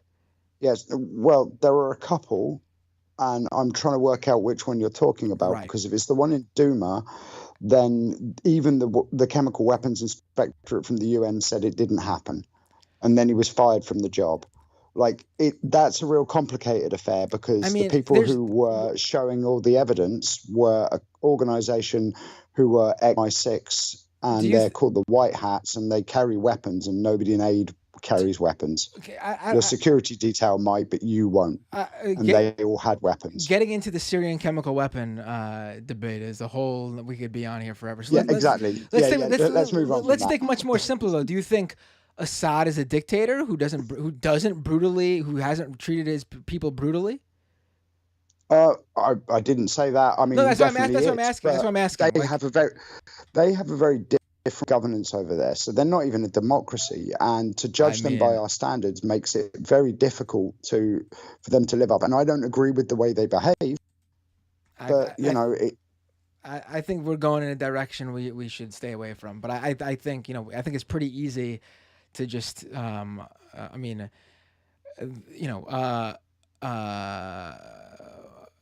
MBS, for example, over in Saudi Arabia.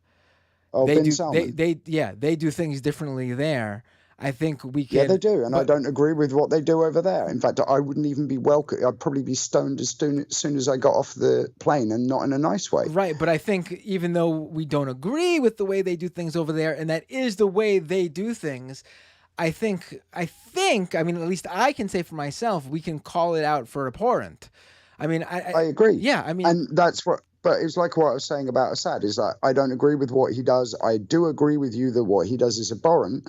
However, what I would say is they definitely do things differently than we do, and we're judging them by our standards, not theirs. I also don't think So Sun Tzu said you should show your enemy love, and that there's a better way, and they will drop their arms against you and leave their own methods because their methods aren't as good as yours.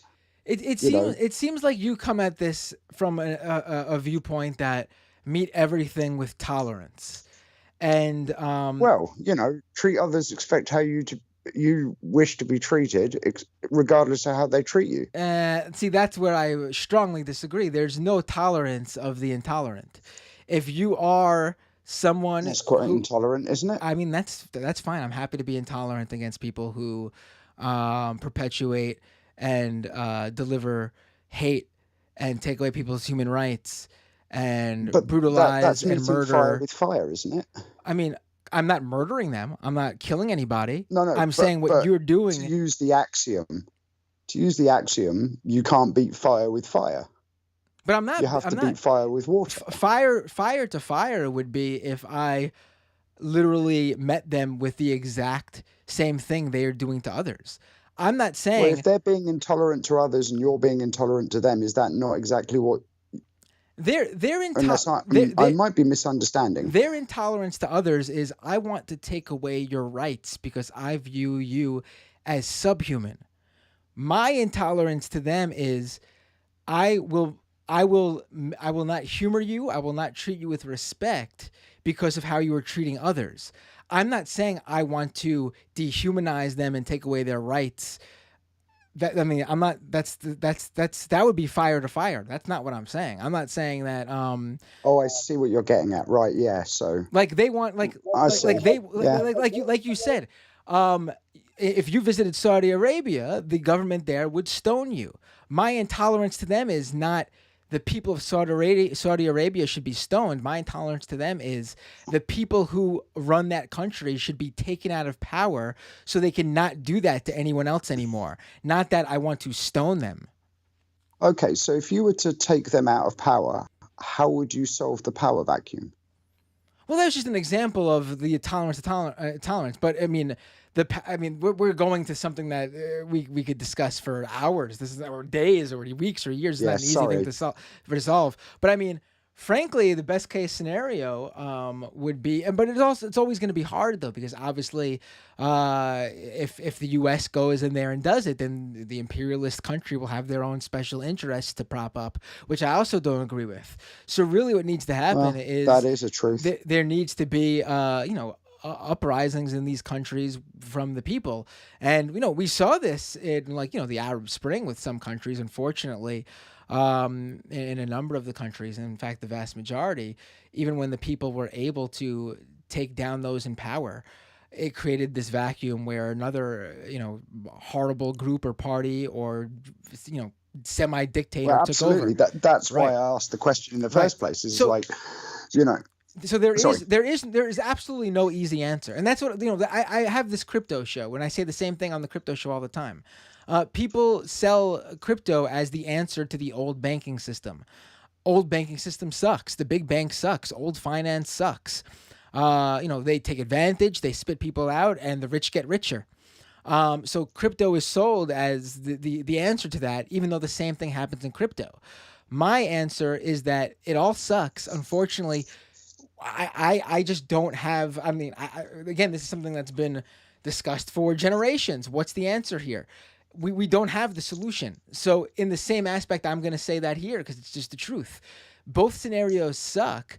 In the perfect scenario, the people would the people of that country would take down their their dictatorship, and there would be a democracy where multiple different individuals run, and the people vote based on who they view as the best of the group, who decides to run, and that people who run could be anybody, open to anyone.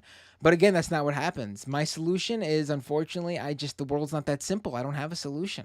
It sucks, I know, but that's just the reality. I mean, I hate to say it. No, I've been trying to think of a solution myself for the British system of governance because it is equally corrupt and abhorrent. Not in the same ways as, say, Saudi Arabia or even America or Vietnam, and I'm not saying that any of those systems are the same, right? But we all have problems within our system of governance, and a revolution doesn't work because it leaves a power vacuum, but the systems are so very entrenched. How do you change it to a point where it's actually reasonable for the common man and only really for the aristocracy or ruling class? Right. I mean, and I'm not talking about it in terms of communism or anything or capitalism. I'm pretty sure that capitalism is broken and so is communism, but in very different ways. And maybe there needs to be an amalgamation between them. But I still haven't come up with a reasonable answer that would solve that problem. Right. I mean, some of these things are, it's sort of because it's getting late here, and so I want to sort of bring this back to what we were originally talking about. I think a lot of these things are obviously very difficult, in terms of finding solutions and answers to these problems, because it's just not that simple. And even people who are specialists in these areas, like people who are policymakers and economists or all sorts of these issues, they don't have easy times with this stuff either. But to bring it back, I look at it this way, you were talking about early on in terms of interacting with people, because you want to look at people from a point of view that there's a good in everybody, to bring out the best in everybody. And I think that's totally. I'd like to try and bring out the best in everybody, but I've met some people who, I mean, to say that they need a bullet is to be kind. Right. And right. So, I look at it this way. If there's someone you come across who is you speak to and they have some terrible views, but they really do show an openness to change or even a want to change, then I think that's totally that's totally fine to delineate that person as someone who you were discussing as you can't judge someone quite yet or book by its cover or get to know them. I think if someone's really working to someone went from I hate trans people to all of a sudden they're okay, I respect you, I want to work to understand, but they still say, accidentally misgender you, I think that's still fine. Like, if they're actually working towards change, then these like micro transgressions, I think, are totally forgivable as they're working towards better understanding. Without a doubt, like I think a lot of times, and I think a lot of times, the left has a habit too of maybe jumping on people who mean well and may just make a mistake or two in terms of like, and they're working on it. And I think that's, well, that's right. Yeah, commendable. That's right. Sure. Like my parents still sometimes misgender me. Right. Like what are you going to do?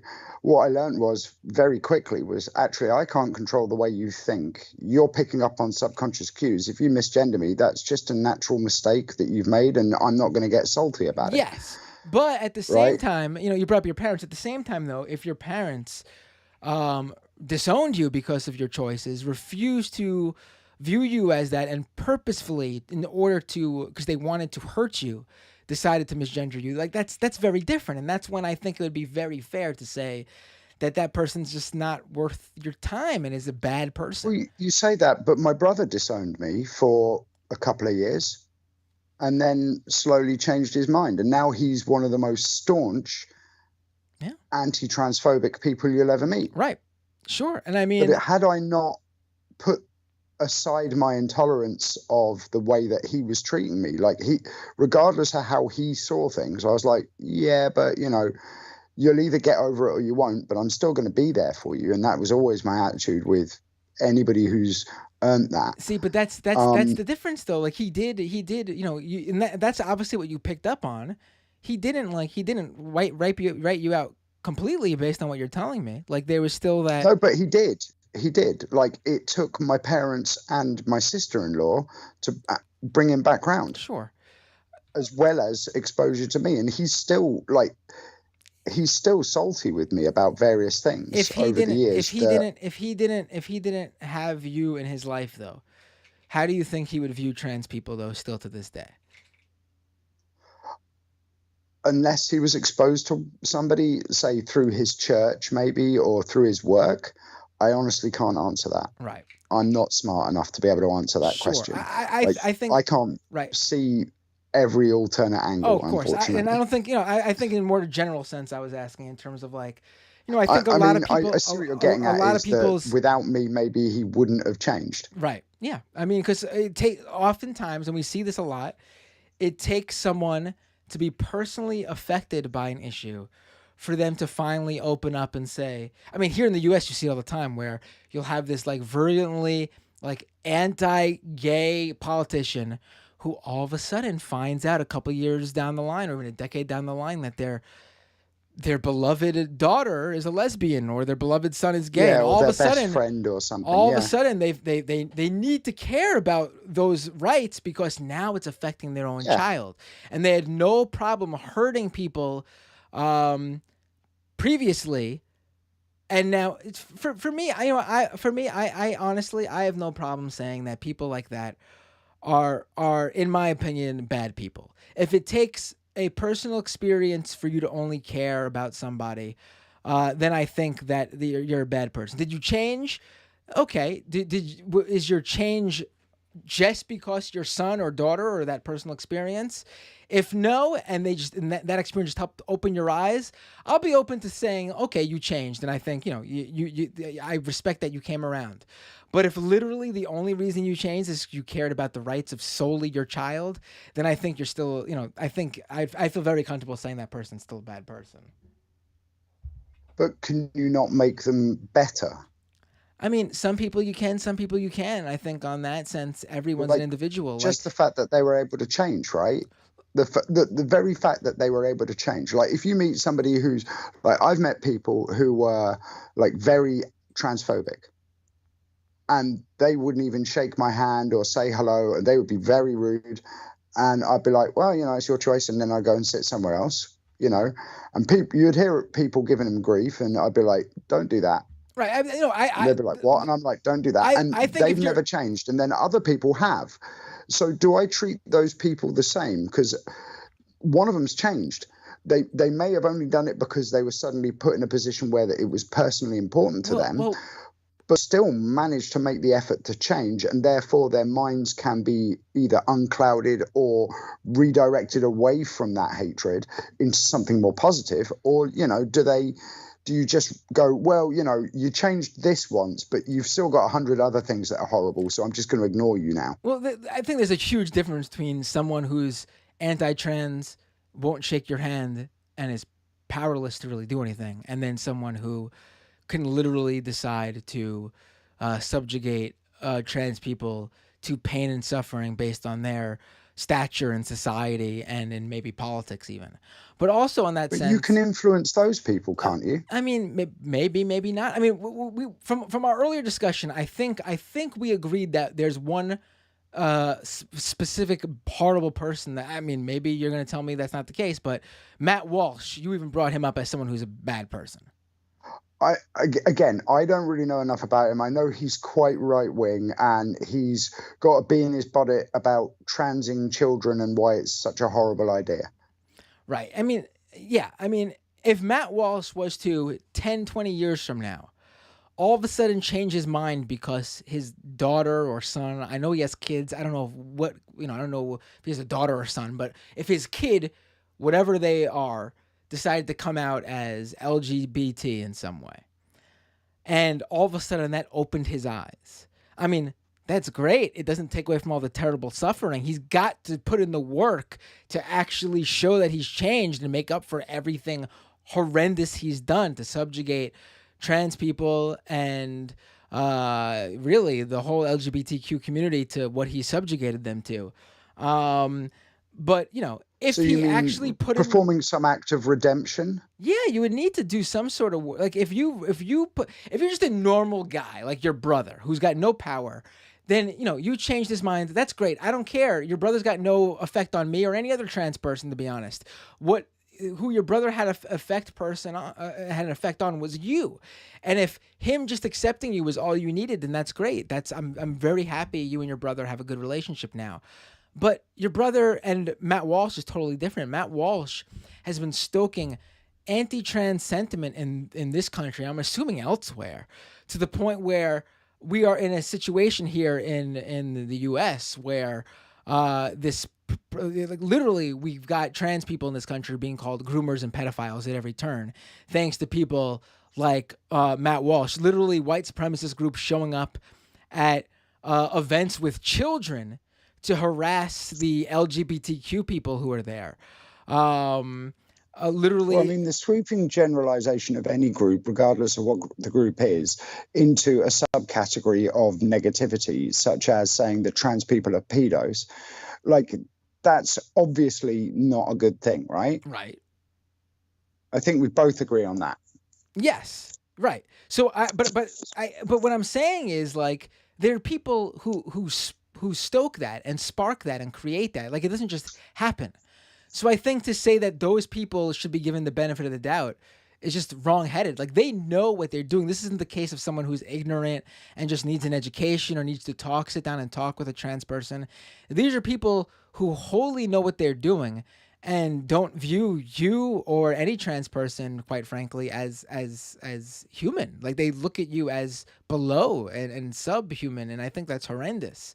And, those are the type of people I'm saying don't deserve any benefit of the doubt. Those are just not good people. Someone like your brother is totally different. That's someone who, from what it sounds like, just didn't understand and did not hurt anybody else in the process. This was just an interpersonal family matter. Sort of. I mean, like, it was very much part of his belief system. So somewhere in Deuteronomy, it says, man shall not lie with man as if he was a woman. And that was the crux of the point, much like my parents.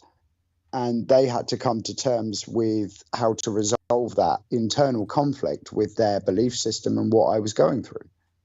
Right. Well, so, I mean, like, I can understand that for them, because their belief in God and the scripture is so very important to them, it made life very tricky for them to find a resolution on sort of an innate level as opposed to sort of just a mere intellectual level, if you understand. Yeah, I mean, I get what you're saying, but it still sounds very much to me like this is quite frankly, a like a personal thing, like Yeah, for in sure. terms of it But being I mean, like if Matt Walsh had a gay person in his family, and he didn't accept that gay person, and Matt Walsh was just a guy, then I really would not care about Matt Walsh and his beliefs and what he thinks about gay people. no, but I mean, that's on. because he's stoking up the fire, Yes, it changes the dynamic, like the big way time. you have Yes. to conceptualize it. Yes,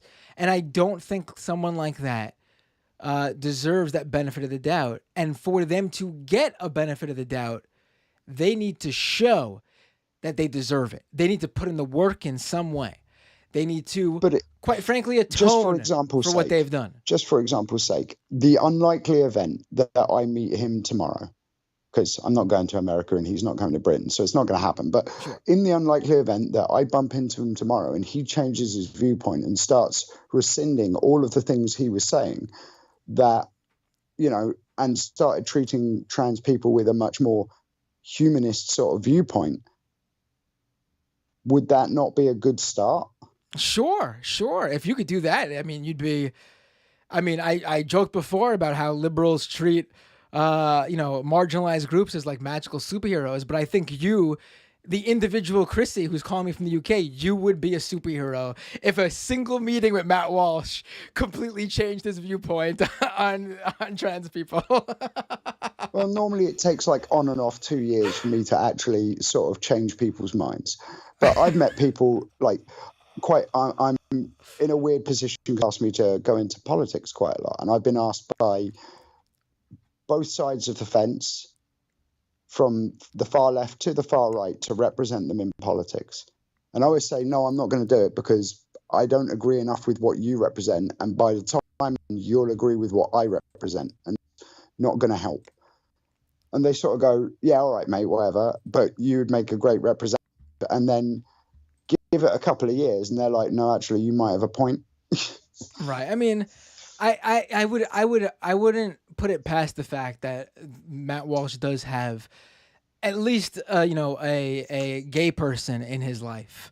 100%. He wouldn't be so very anti otherwise. Who has done what you've brought up and has failed at every turn, but listen, I appreciate the call. It's getting really late here. We talked for about an hour. Yeah, sorry, man. I know. I enjoyed it. Don't worry. I It's enjoyed only it. 6 o'clock here. Oh yeah. Good morning. No, but I enjoyed the call. Definitely call in again. This was a very interesting call. Have a great day. Enjoy your Wednesday. And same to you. Enjoy your evening sleep. Yeah. And thank you very much for taking the call. Oh, have a great. Take care, Matt. Take care. Bye. Bye. All right, folks. I can't take any more calls. That went even longer than I thought it would take. I thought it would go. Yeah. I mean, listen. I tried. I think she was very forgiving to people who have these views, which is a good, like I try to reach out to certain people. Chrissy, she seemed to have a very even more liberal take on that. I think people who openly show who they are very clearly you can feel pretty assured by who they are if they are very publicly and adamantly who they are. But listen, I enjoyed the call, Chrissy. I thought, to have her perspective is important, quite frankly. All right, let's make sure I read the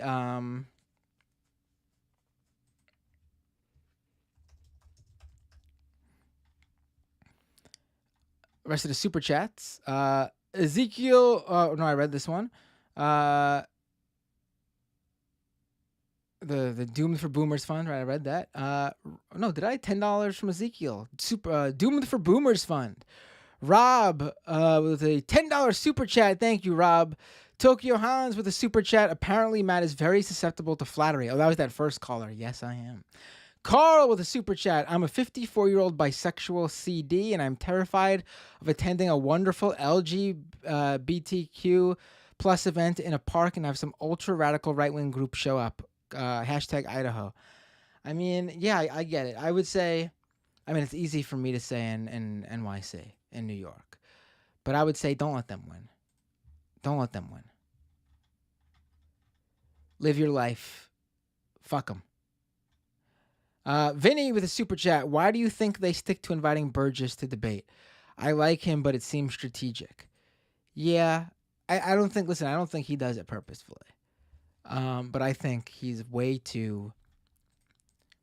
I mean, listen, when I go on those shows, my viewpoint is to reach the audience, which means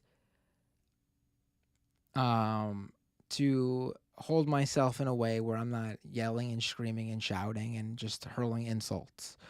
But as you can also see, I don't give in to their line of questioning even. Their framing. I mean, geez, I feel like half my discussion with Tim Pool was me refusing to give him the bullshit hypothetical answer. Excuse me, the bullshit answers to his hypotheticals he wanted. Because they were pointless. I don't deal in that. And I refused to give it to him. I quite frankly was giving him exactly what he wanted. He was just refusing to accept that and wanted me to give it a different answer. And based on that, I was refusing to give that to him. I feel like, I'm not going to say on that specific issue, but we've seen on, in terms of cancel culture, Ben Burgess is willing to debate them on their level by their argument. And I would refuse to do that too. I'd be happy to have that discussion, that debate with them, but you will not get me dealing in their line of framing. I think, I think he does it because he thinks it works. I disagree. I think all it does is give him, and I don't think it even works for him in a sense. I like literally, I'm pretty sure I got more out of going on Tim Pool's show than he got out of going on Joe Rogan's show. And that should not have happened. Joe Rogan's got a much bigger audience. I think the fact that he didn't get, that's still what shocks me the most. People are talking, people are so caught up on, his performance on Rogan's show and what he said.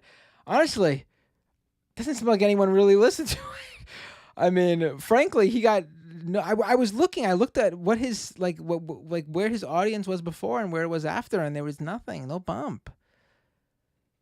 And then with Tim Pool, I went on and there's everyone who watches the show, and even people who are tuning in for the first time have noticeably said they see a huge difference in the amount of people who are engaging. I mean, fuck, get me on Rogan's show. Imagine what I could do.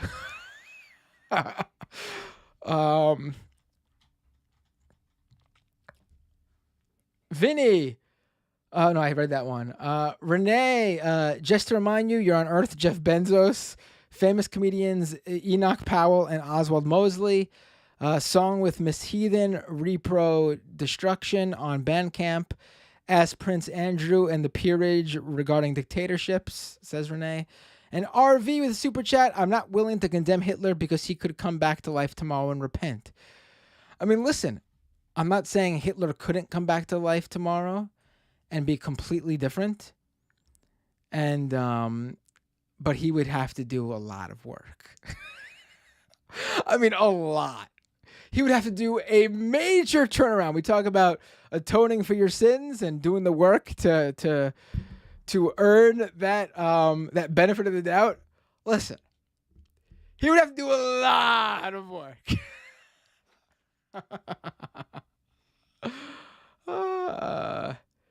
Jack Korn says, "Bro, your titles are horrible." How are my titles horrible?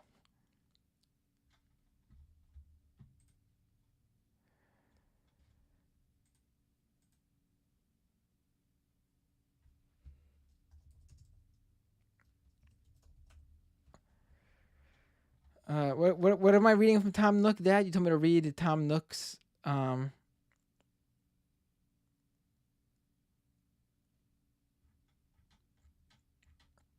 What am I have to read from Tom Nook? I'm not sure what I'm looking at here. I mean, the messages I read are just super chats. I don't read except for that random Jack Korn one because he got me with his bro. Your titles are horrible.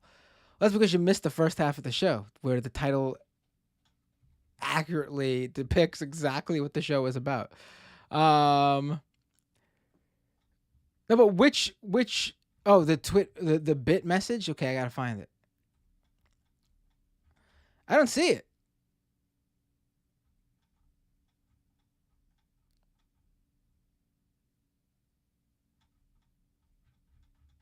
It's not showing up for me.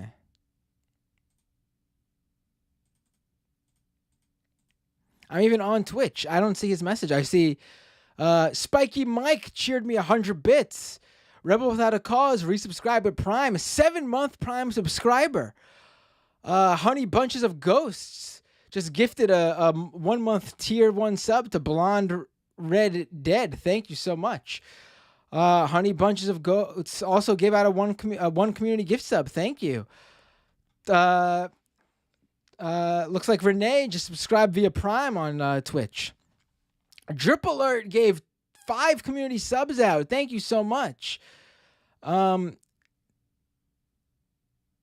Bob resubscribed tier 1, 6-month subscriber. Thank you so much. Oh, you're Spiky Mike. Oh, what was your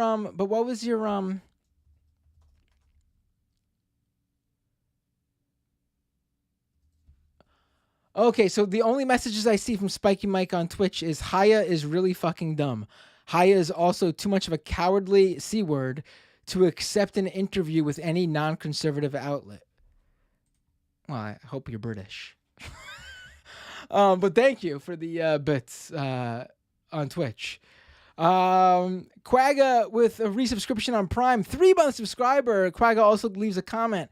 Thanks for doing what you do so excellently, Matt. Great job. Keep it up. Thank you. U55 2020, subscribe with Prime. Drip Alert, subscribe with tier 1. MTB Tech, subscribe with Prime. May Hemley, subscribe with Prime. Thank you so much, everyone. And that's everybody, I believe, since the last episode. And then let me thank the new patrons.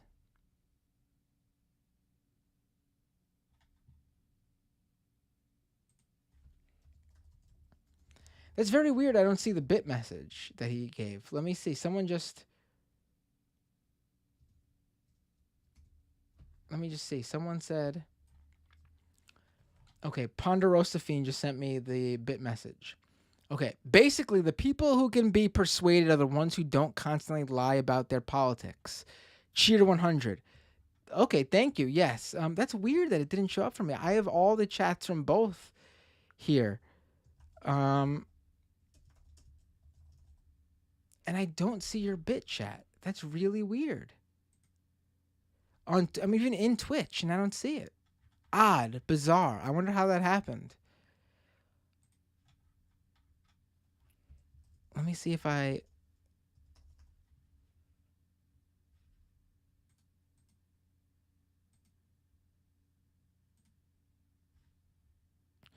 Okay, I do see it now. That's weird that it didn't show up originally. Okay, I got it now. I'll have to be more aware of that next time.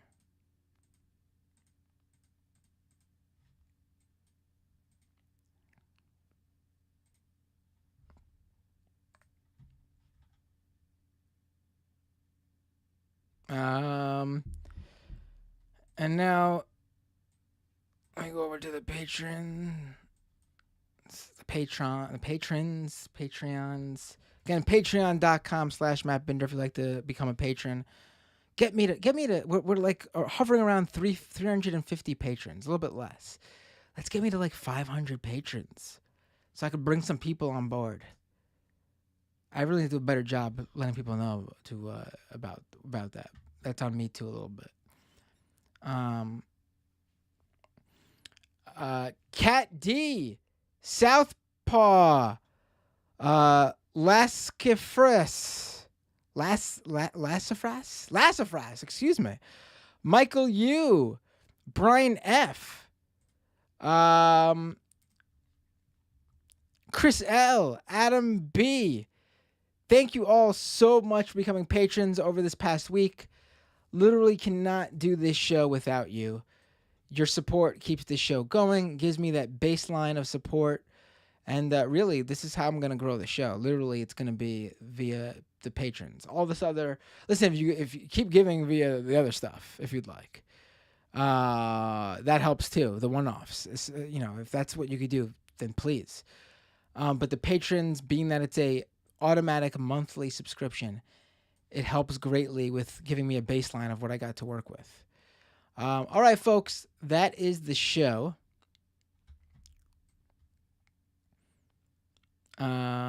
Thank you so much for tuning in. Went long once again, but that's just how I roll apparently now. And I will see you all next time. Oh, who should I raid? Who should I raid over on Twitch? Who am I raiding?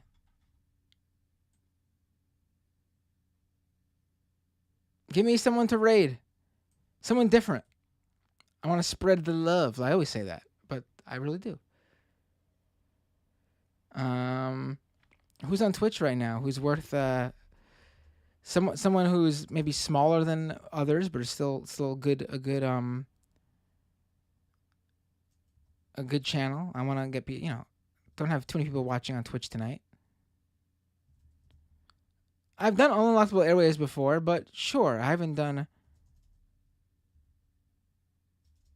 Oh, wait, who's this? Shark? They got a lot of people watching right now. Team Teeks? Who's that? Only 3 people? What? What does Team Teeks talk about? That's not...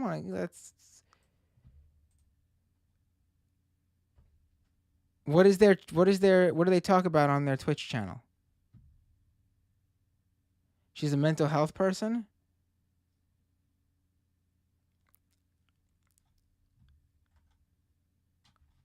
Well, what is she talking about? Who's Mafia Jinx? That's another example. A recommendation I'm getting. Mafia Jinx got a lot of people in there. Well, who should I do? Oh, she's doing Hassan thing? This is making me, but there's a lot of people watching Mafia Jinx. Smut, please, says, all right, let's do, oh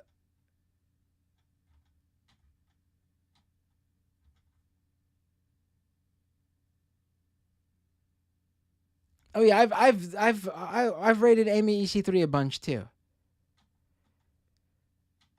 Oh my God, this is the decisions, right? Decisions.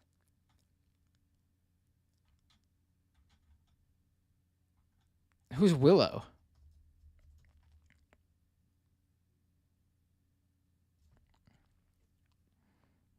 Jeez, I don't know enough about... Here, let's put it to the people. Here we go. I'm all about democracy, right? Let's do this. I'm about that democracy. Let's do, we got... Okay, let's go, Team Teeks. Oh, I'm only going to put people I haven't done before. I haven't rated before. Willow. I don't think I've rated Willow before.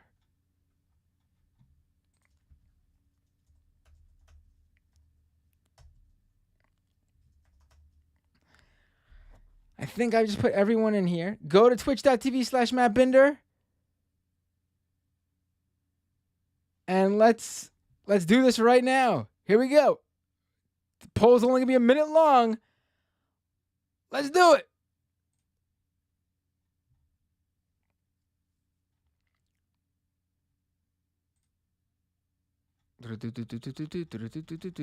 We got a poll. Here we go. Time is running out. Who is it going towards? Who am I raiding? Everyone's going to leave. Everyone's going to stop watching the channel by the time I have people to raid. Ooh, Willow's taking the lead.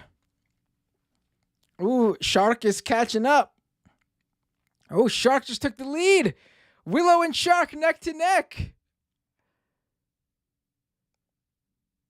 This is the deciding vote here. Oh my God.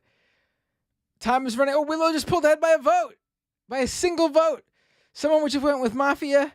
Oh, but Mafia's getting a bunch right now out of the blue. What just happened? Here we go. Last chance. Time is running out. And Willow just pulled ahead with a single vote. Wow. All right, Willow it is. Let's do this. Let me set this raid up. The people have spoken.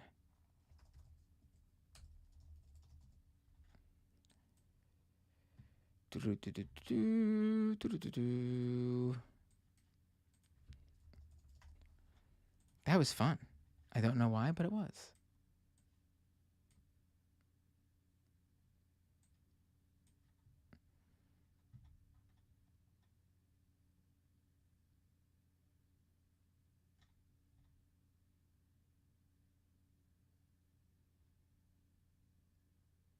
Listen, I will be happy to raid Shark and Team Teeks and everyone. I promise I'll get around to everyone. That's why I'm trying to not do double up yet. Trying to go with someone new. Here we go. Here goes the raid. Oh, I forgot to start it. Oh, my bad. Well, now you're all being 5, 4, 3, 2. All right, everyone. Thank you for the great show. Really appreciate it. I'll see you later this week. And I will definitely see you all next time on Doomed.